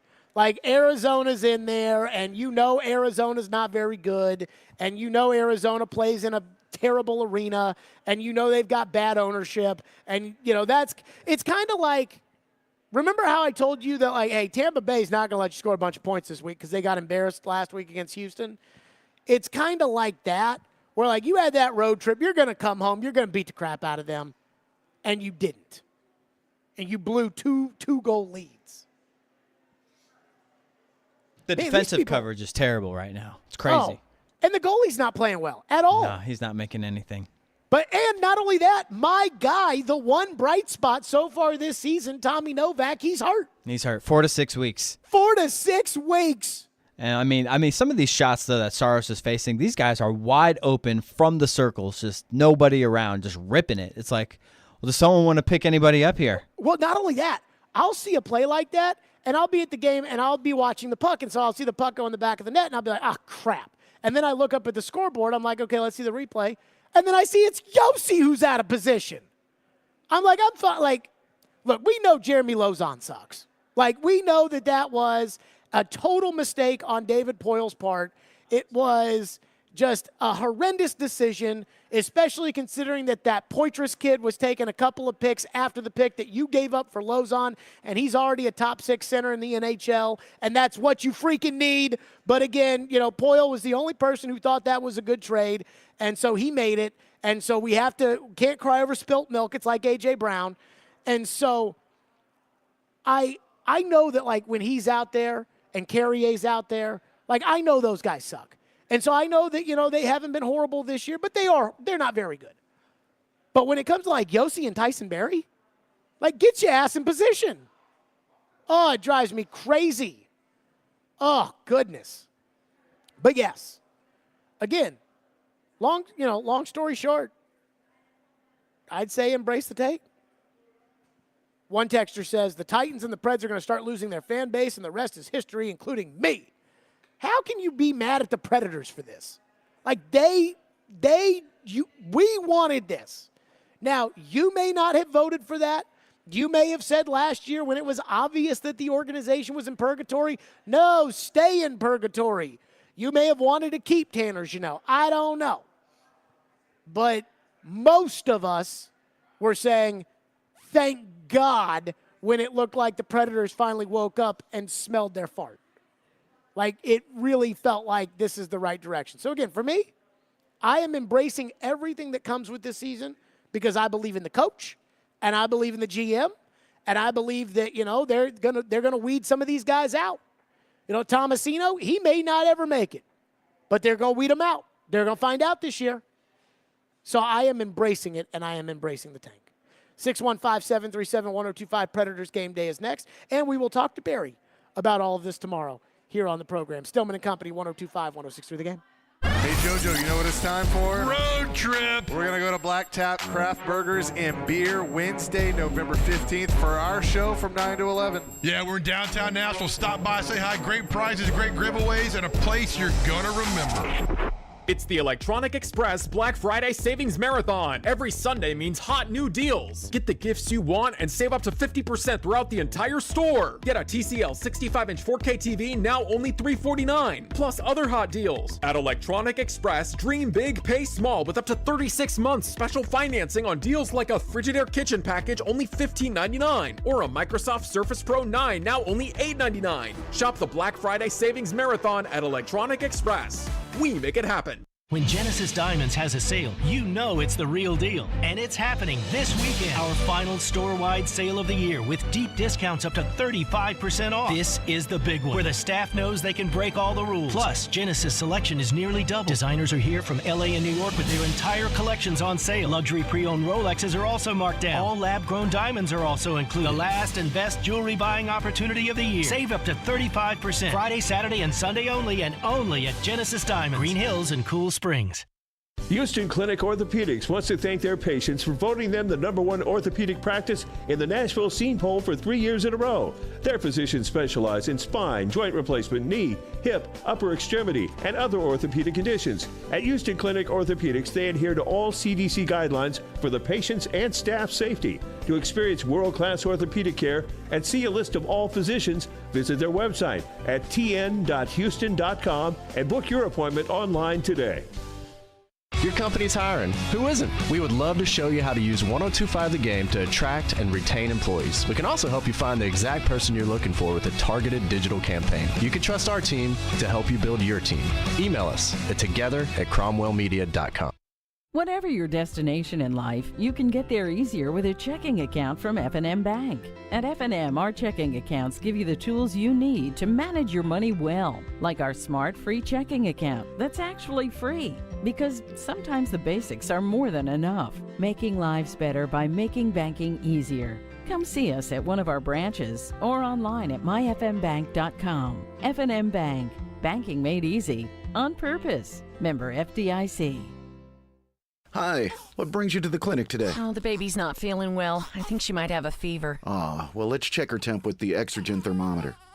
You're right. These Exergen thermometers are very accurate. Reads 101.2. Oh, gosh. Well, that Exergen thermometer sure is fast and easy to use. Yes, and many doctors recommend Exergen for home use. Exergen thermometers, backed by over 100 clinical studies, are available at Walmart and participating retailers. Learn more at Exergen.com. You've heard of AI. We want you to know that some messages and content we broadcast is produced using AI. All content produced or written with AI is supervised by our staff before airing. AI is only a tool for all of us, and we use it for that purpose. You can be assured that we will not use AI in any way that is unworthy of your trust.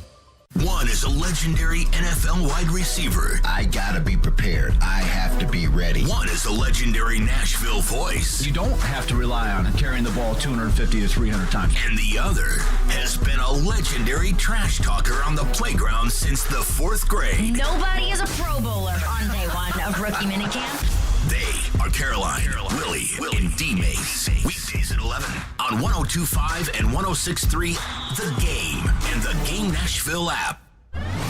Make sure you subscribe to the Stillman & Company podcast so you never miss a show. We're on Apple, Spotify, and all other major podcast platforms. This is Stillman & Company on 102.5 and 106.3 The Game and the Game Nashville app. It's hockey night in Smashville. Walk over to Yossi. Here's one-timer, he scores! Bringing you the keys to victory and the latest storylines surrounding the Nashville Predators. This is Predators Game Day, brought to you by TJ Anderson Homes of Benchmark Realty. Now on Stillman & Company.